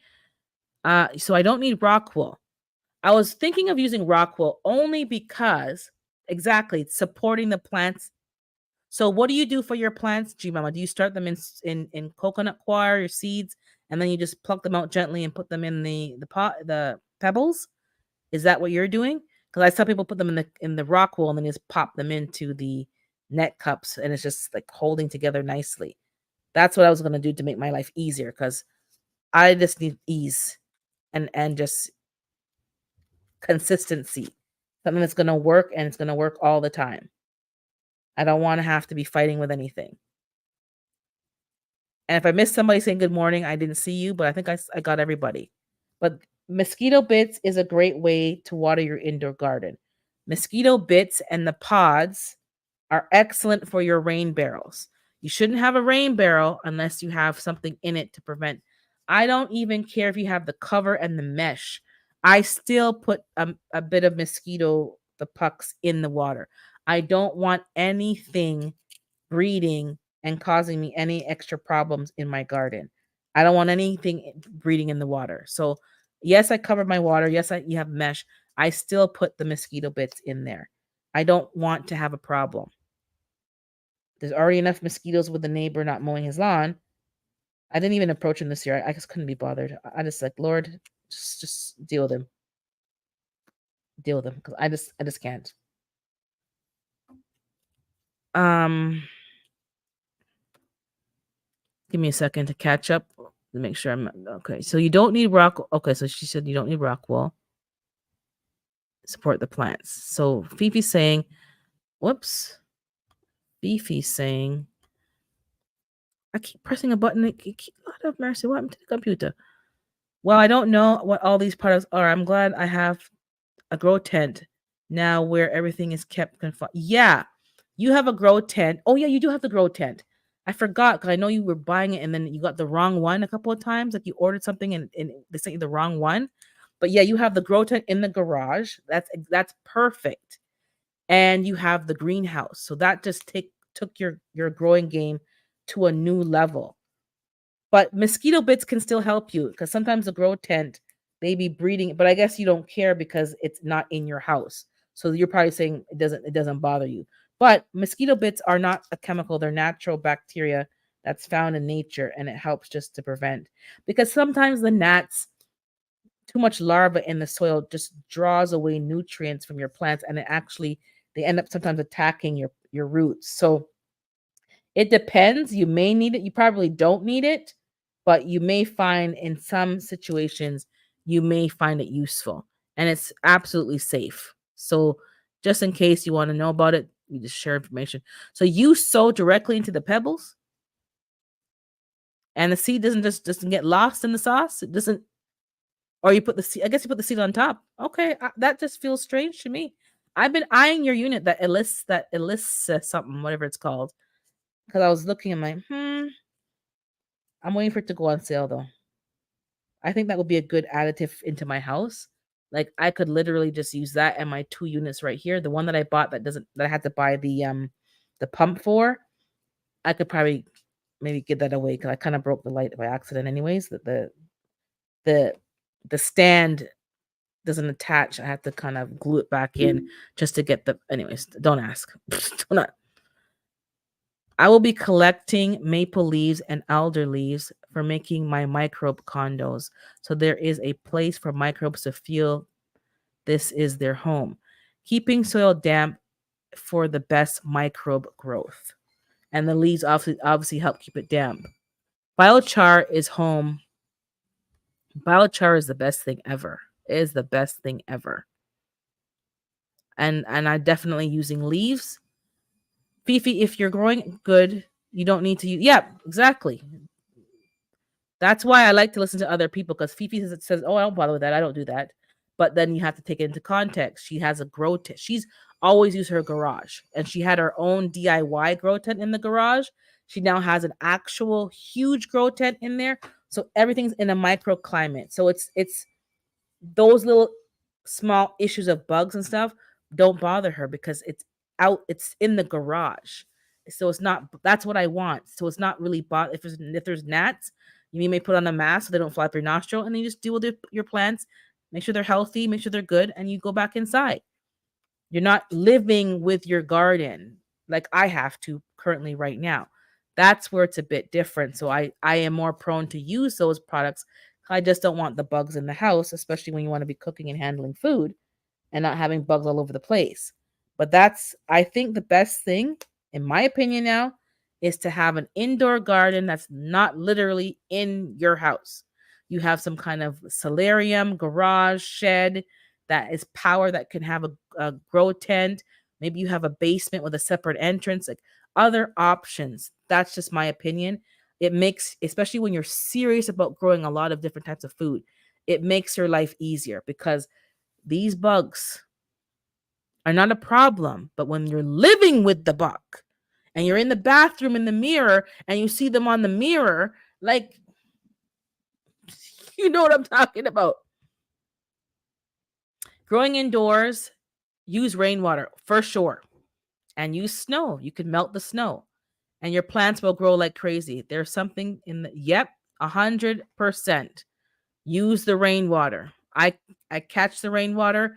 I now put the snow in a bucket and let it melt, and I use that to water my plants. I use compost tea made with rainwater for my indoor. Yes, these are the things that work.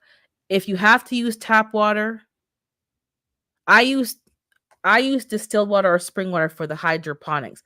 I haven't used rainwater in it just because hydroponics is a bit different. I'm still new and I don't want to put any bacteria in the machine that keeps filtering around and then it causes a problem, because any little problem with the pH or the water, your plants will be fine one day and tomorrow you'll come back and they're all limp and all dying.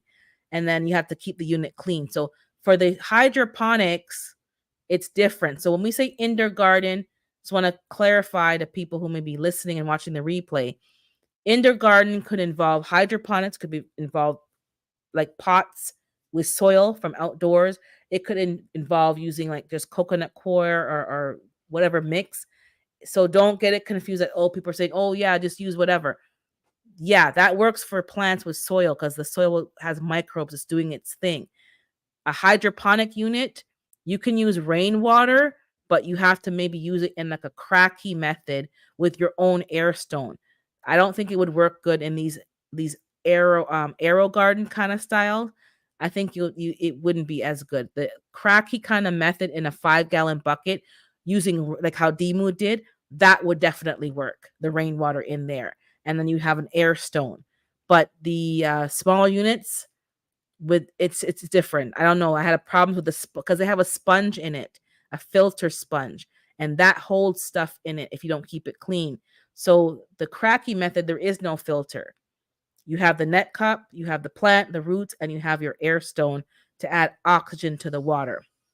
So, take it into context. I'm not saying you don't use rainwater, but for hydroponics, I'm specifically saying don't use it in those arrow garden kind of style. Use it in your own DIY kind of unit, because that sponge, that filter stuff also holds bacteria, and that has caused me problems in high when I start to learn about, pH. We also grow indoors and we just use good potting soil. Yes. Clay pebbles are equivalent to soil without the nutrients until you add them. I always just thought the seeds would just fall down somewhere. Okay, I'm gonna try it. I'm gonna try it because the new thing that I have, it's gonna be clay stones. That new unit, which I'm gonna show you guys when I finally do the video and upload it. I'll be taking maybe a week off here and there, and I'm gonna be getting some revamping done on the channel and getting some videos edited and put out there, and changing some segments and stuff like that to make it, and maybe doing some pre-recorded content live, like me talking on a live, but like a segment, and then uploading those as videos. So I'm going to do a whole bunch of stuff, but take some time off to revamp, get some thumbnails redone, redo what I'm doing. So you might see me taking a few weeks off here and there, but I'm revamping the channel to make it more proficient and to work a little easier for what I need to be doing, and getting you guys some information that's going to be easier for you to find tidbits and tips instead of watching an hour-long live and just different things, like giving you the tidbits.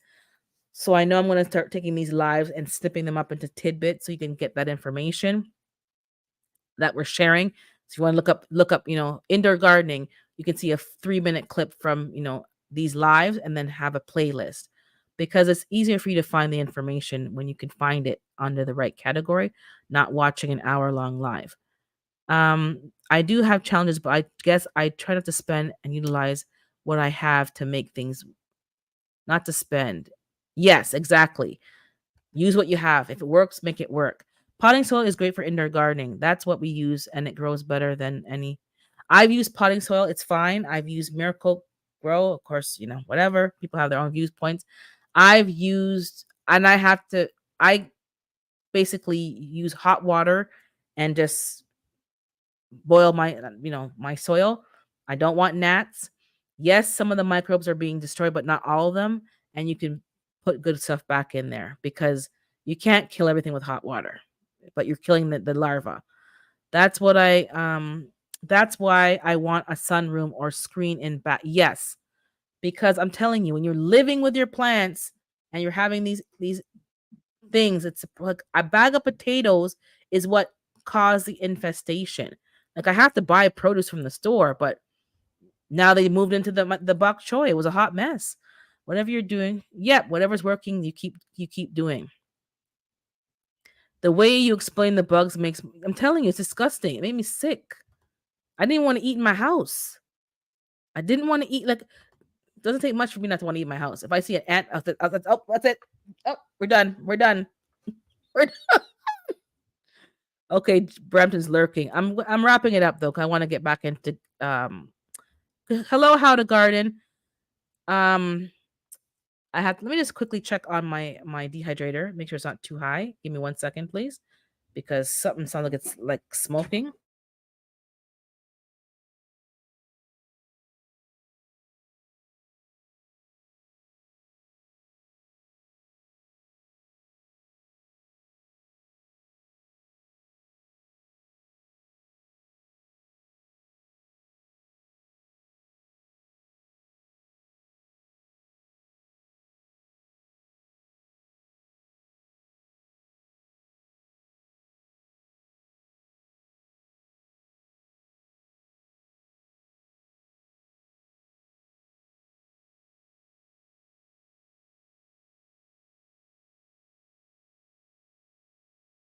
Wow, the stevia is almost dry. It's not burning. It's like I'm hearing like the sound of it snap, crackling, and kind of crackling. It's weird. The time I'm gonna have to split it up into 2 trays. So once the stevia is dry, I'm gonna split it up. It's a bit too thick. I was trying to just do it all and then just like take off the upper shelf and make more, but no, it's too much. That lemon thyme is a whole big clump of lemon thyme, but it smells fantastic. It's gonna be some nice seasoning. David Corey, I can make my own like lemon pepper seasoning with the lemon thyme. Like you don't have to literally use lemon. There's gonna be some nice seasoning blends. I'm gonna be just mixing and matching some stuff. No more, seasoning. Well, whatever I have, I'm gonna use, but I'm not gonna be buying any more. I want to start using my own herbs and making my own seasoning blends. There's no need to be buying anything from the store. And I don't mind buying seasonings like herbs like thyme, rosemary, and things that you can see what it is.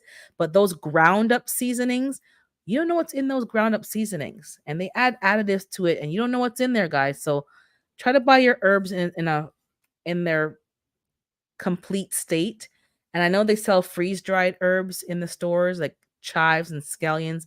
They're a bit more expensive, but at least you can see exactly what it is. It's not ground up and mixed with all kind of stuff. Now, so the stevia is almost dried. I have peppermint that's washed and in the salad spinner. So I'm going to put that in there and then I want to get the split up the time so this can dry properly. So by the end of today and tomorrow, I'll have probably several things already dried. So once you get into the groove, just do your stuff. The lavender, I might wash it and just dry it, hang it in a bunch like the old fashioned and just hang it on a hook because it's kind of already drying outside. So yeah, I'm just gonna dry it in a big bushel and then let it dry in the air. And then I'll use that to make some lavender stuff. We'll see, but it has a lot of benefits. Um, Let me see. Hold on. American Pepper saying, I went to an indoor grow school in Amsterdam and learned so much about growing. Oh, wow. That's fantastic. That's fantastic. Grow any way you can when there is nothing on the shelf. Exactly. Grow any way you can. We're only debating because we have the options now to make it as easy and wonderful and productive as possible. But when it comes down to the nitty gritty, do what you got to do. Um, Still trying to catch that $7 soil. My in Tennessee is still $14. It's originally $20. I think I saw you guys talking about that. Yep, just wait for the sales. I'm going to be stocking up on my soil in the fall. I'm going to be filling up those 2 beds, as I said, with all the natural stuff. And I'm going to probably put the soil on top once I get all the fall leaves and let the bed just sit there all winter. When I do that, it's ready to go in the spring. I'm talking about microbes, worms, also earwigs and annoying stuff, but they're already in the soil, they're in the bed. Fall is about prepping your garden for the spring. Don't leave everything for the spring. You can't do everything in the fall or the spring, but if you space it out, if you say, okay, I'm going to get those 4 beds ready. And then in the spring, all you have to do is the last 4 beds. That way it makes your life easier because you don't know what's going to happen. I'm not talking doom and gloom. I'm talking about you don't know if you're going to be in good health. You don't know if something's going to happen that you're going to have to be dealing with something else. So, as they say, don't put off tomorrow what you can do today. So, if you're feeling healthy now, you can you can ask for help from certain people. Your car is working. What if you have car problems in the spring? You can't even go pick up nothing because your car's not going. You don't know what's going to happen. So, try your best. That's what I'm doing. Just do what you can in the fall to prep the beds that you're not going to be using, get them prepped and ready to go, let them sit.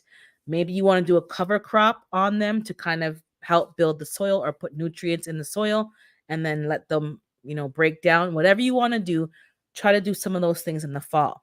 It's very hard to do everything in the spring, especially when you're doing all your seeds yourself from scratch and doing your own seed starting. Fall is a good time to get your beds and some of your containers amended and just put them all in one section. So, all of those are amended, all those pots are done, these beds are done. The beds that have food in them still right now, you're going to harvest them. Maybe you'll just do a quick refresh and keep planting. Whatever you're doing, try to space it out because it's too hard to do everything at once. Things are on sale. Look at what Hudson's saying. Things are on sale now. Soil's on sale. Buy your soil now. We've already heard several, at least 3 people, 3 large channels that we know of, talk about negative experiences with soil or compost that they purchased and they use straight away. And one of them themselves mentioned that she usually buys it and lets it sit for a year before she even uses it. She buys them in like a lot of bags. Follow the advice from people who've had bad experiences. Buy your bags of stuff now. Let them sit and break down a little longer and then use them in the spring. Don't be buying stuff in the spring. They're not broken down enough. You need to buy them now. Do not have a bad experience with all your crops are just dying. All your seed starts that you started just all die because of the soil that you've put in the grow bed or the ground. Now's the time to buy your manure and mix them into your containers. A lot of my containers, once they're empty, I'm not going to replant in all of them. I'm going to do some bok choy, but I might do the bok choy in the bed up top and just let them be in the beds and leave all the containers empty and just amend all of them a few at a time. Put my chicken salad in them. Let them break down all winter long. I don't have to sit there and do it all in the spring. I'm going to dig up some of the chicken salad from the run, put them in the beds, let them sit there all winter long. Get the trees. I'm going to have to ask for help for the trees to get them in a bigger container and lift them up. But once the apples are harvested, they have to be repotted in a better pot. Do those things now, ask for the help and get it done. And don't wait till the spring so that the spring you can just focus on watering, fertilizing and getting your stuff done. We have to understand these bad bacteria so it won't get in the garden.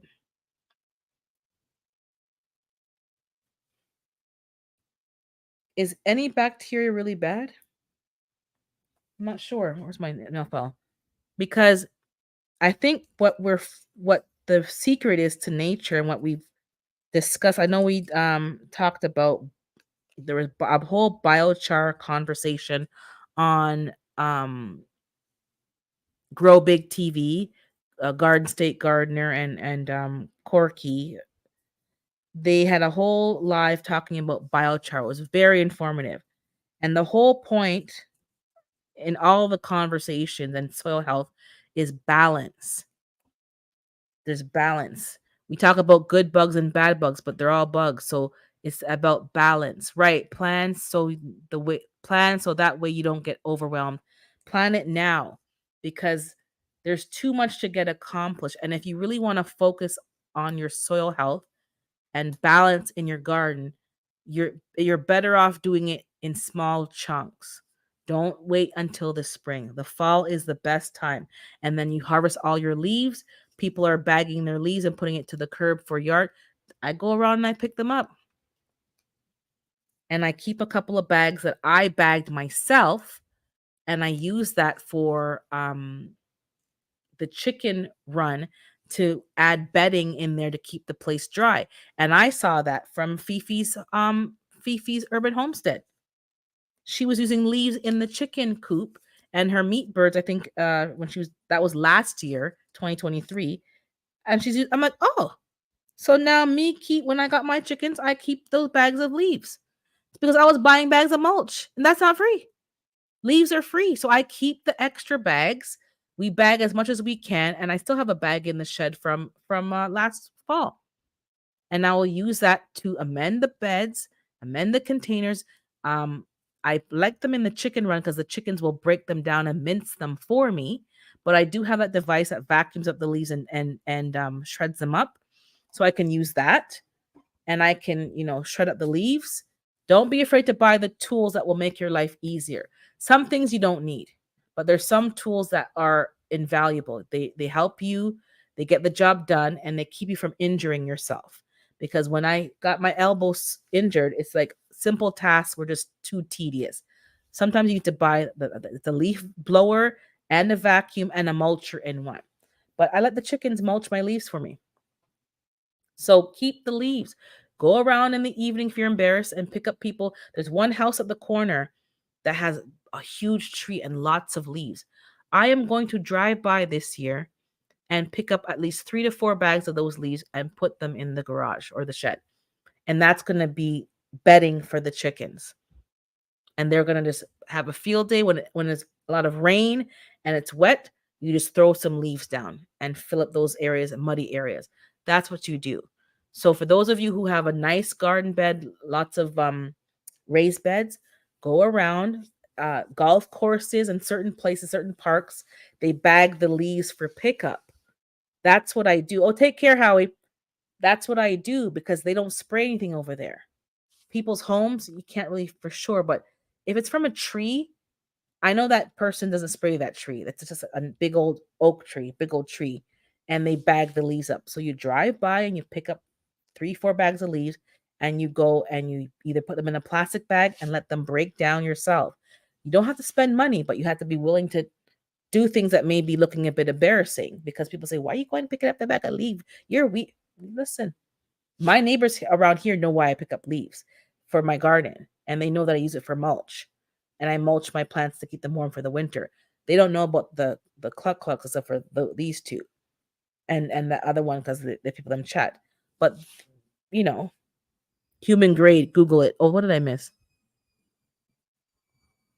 Oh, so biochar cleans earthlings from the inside. Yes, you're talking about the biochar. Yes, has to be proper grade, and even biochar. Listen, you guys need to start getting into the biochar because it's like one of the building blocks of a good garden, and it's pretty much free. Charcoal, I learned from Renaissance grandma about taking that if you have digestion or any poison inside. And I had to take it one time. I bought it for my prepping kit, and I got some I don't know, some bug, and I had to take it, and it helped. Also, it helps with your animals to keep them from getting parasites. Obviously, use food proper grade for your animals, but it can solve a lot of problems. So we can really make things a lot less complicated when we go back to the fundamentals. So right now it's fall, you're dropping new seeds. Right now is the time to go back to some fundamentals. Get your leaf mulch, get your plants and your containers re-amended for the winter and let them break down over winter. And then in spring, things are ready to go. That way, when you do these things ahead of time, you can really work with what nature has given you. You don't have to use chemicals and store-bought stuff because you're not in a rush, because you have to give things time to break down.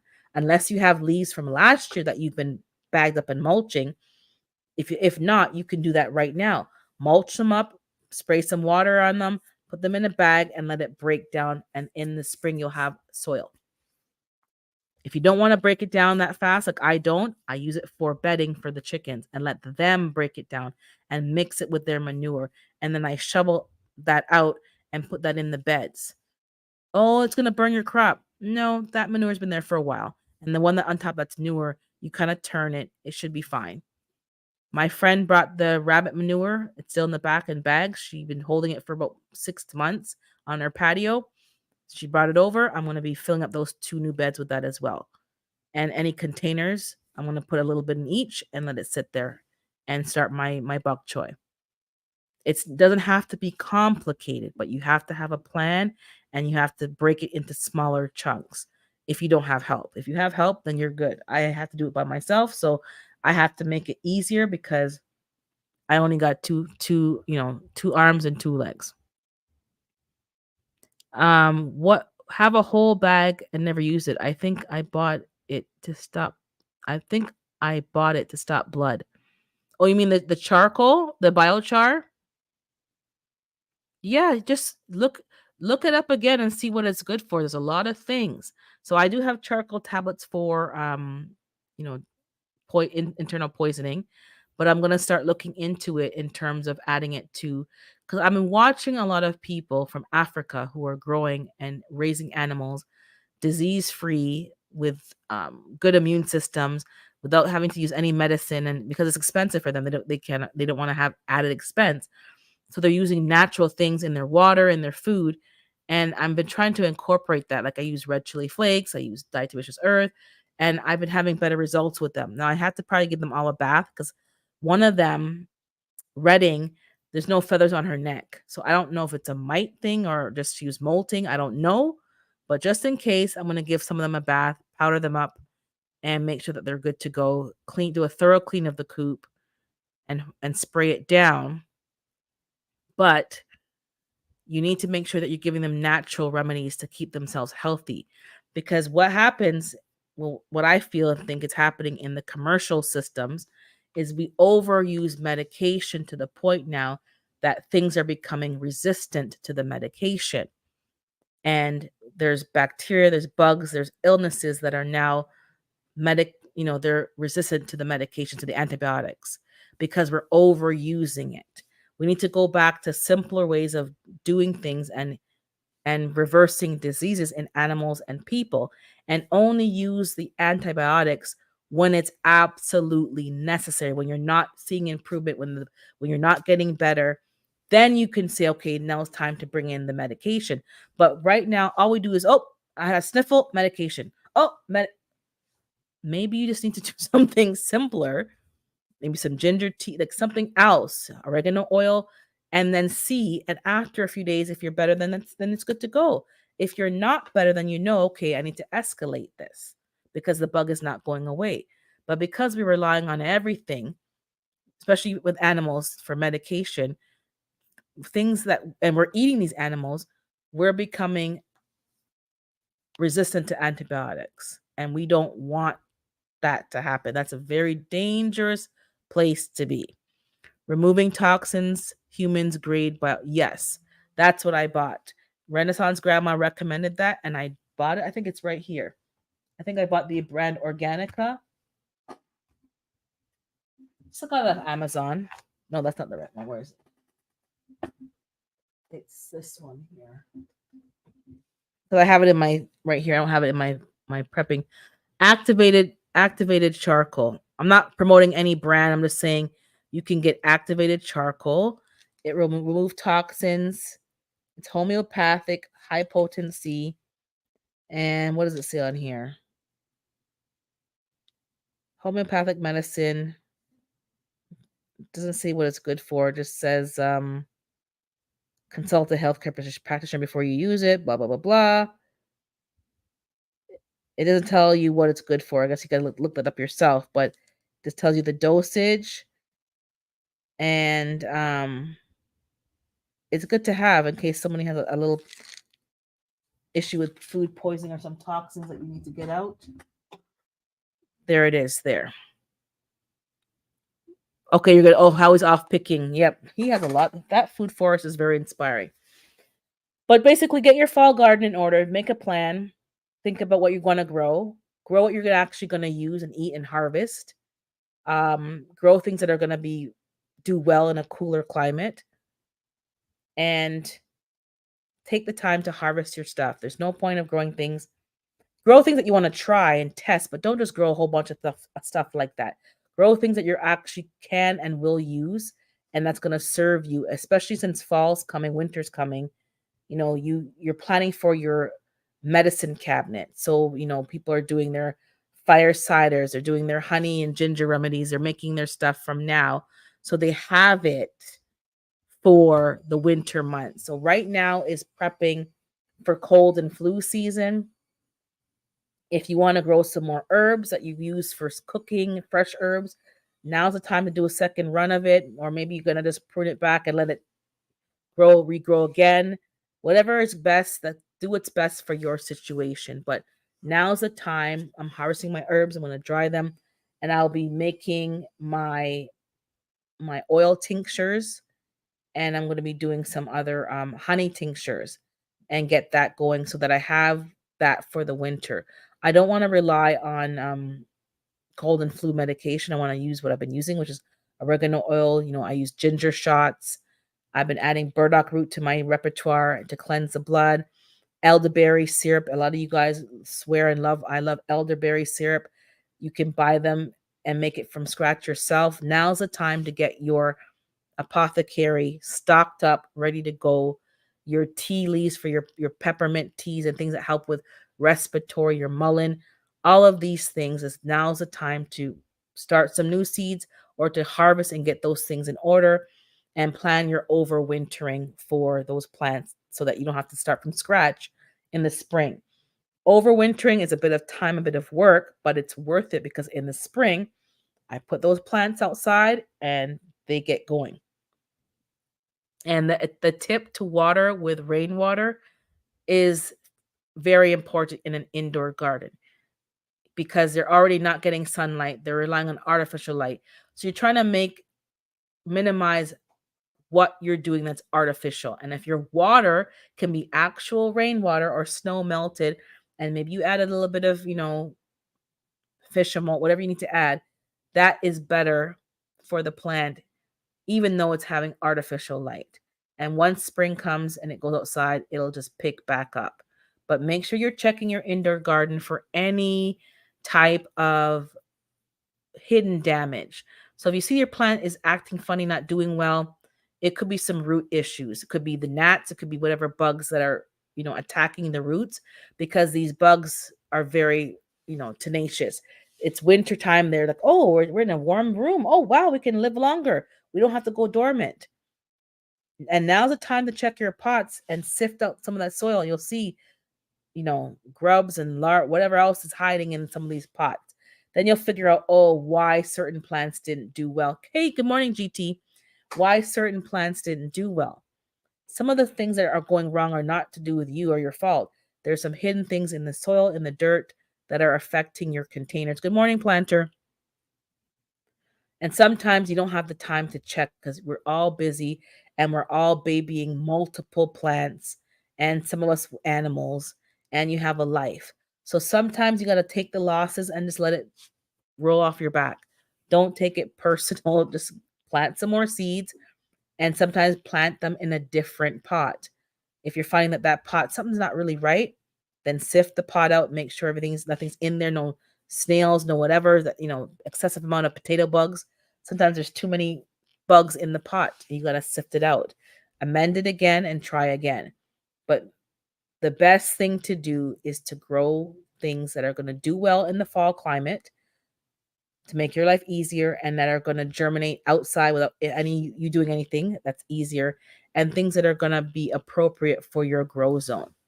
Fall is the best time because there's less bugs, less bug pressure, so you can really establish a good garden right now, even if you've never gardened before. Now's a good time to start. Some people don't even grow in the summertime. They go in the spring and the fall because the summer is just too much bugs. They're just, and right now is the time to start if you're in a good zone that can grow outdoors up until December, Now's the time to drop your seeds. Some of you guys are able to get seed starts now because of where you are. Ain't no seed starts over here. Everything's going to be from seed. I can't get starts over here. Anyways, it's been a great talk. Thanks for popping in. Someone's making noise, drilling some holes, so I'm just going to wrap it up now. So, guys, drop some seeds today. Get a plan going for your fall, your autumn garden, and figure out what you're going to focus on and just focus on those things and how you can cut costs from your gardening costs and cut costs with going to the grocery store. What things that are you really going to enjoy consuming? What things that you're really going to eat that your family's going to benefit from? Salad, lettuce, cabbages, kales, bok choy are a good place to start for fall. They do really well in this climate and there's less bug pressure. So now you're going to actually get to enjoy your harvest. But have a blessed week. I'll see you, in these streets. Be kind to yourself, be kind to others, and take it one day at a time. All right. Blessings, everybody. Bye.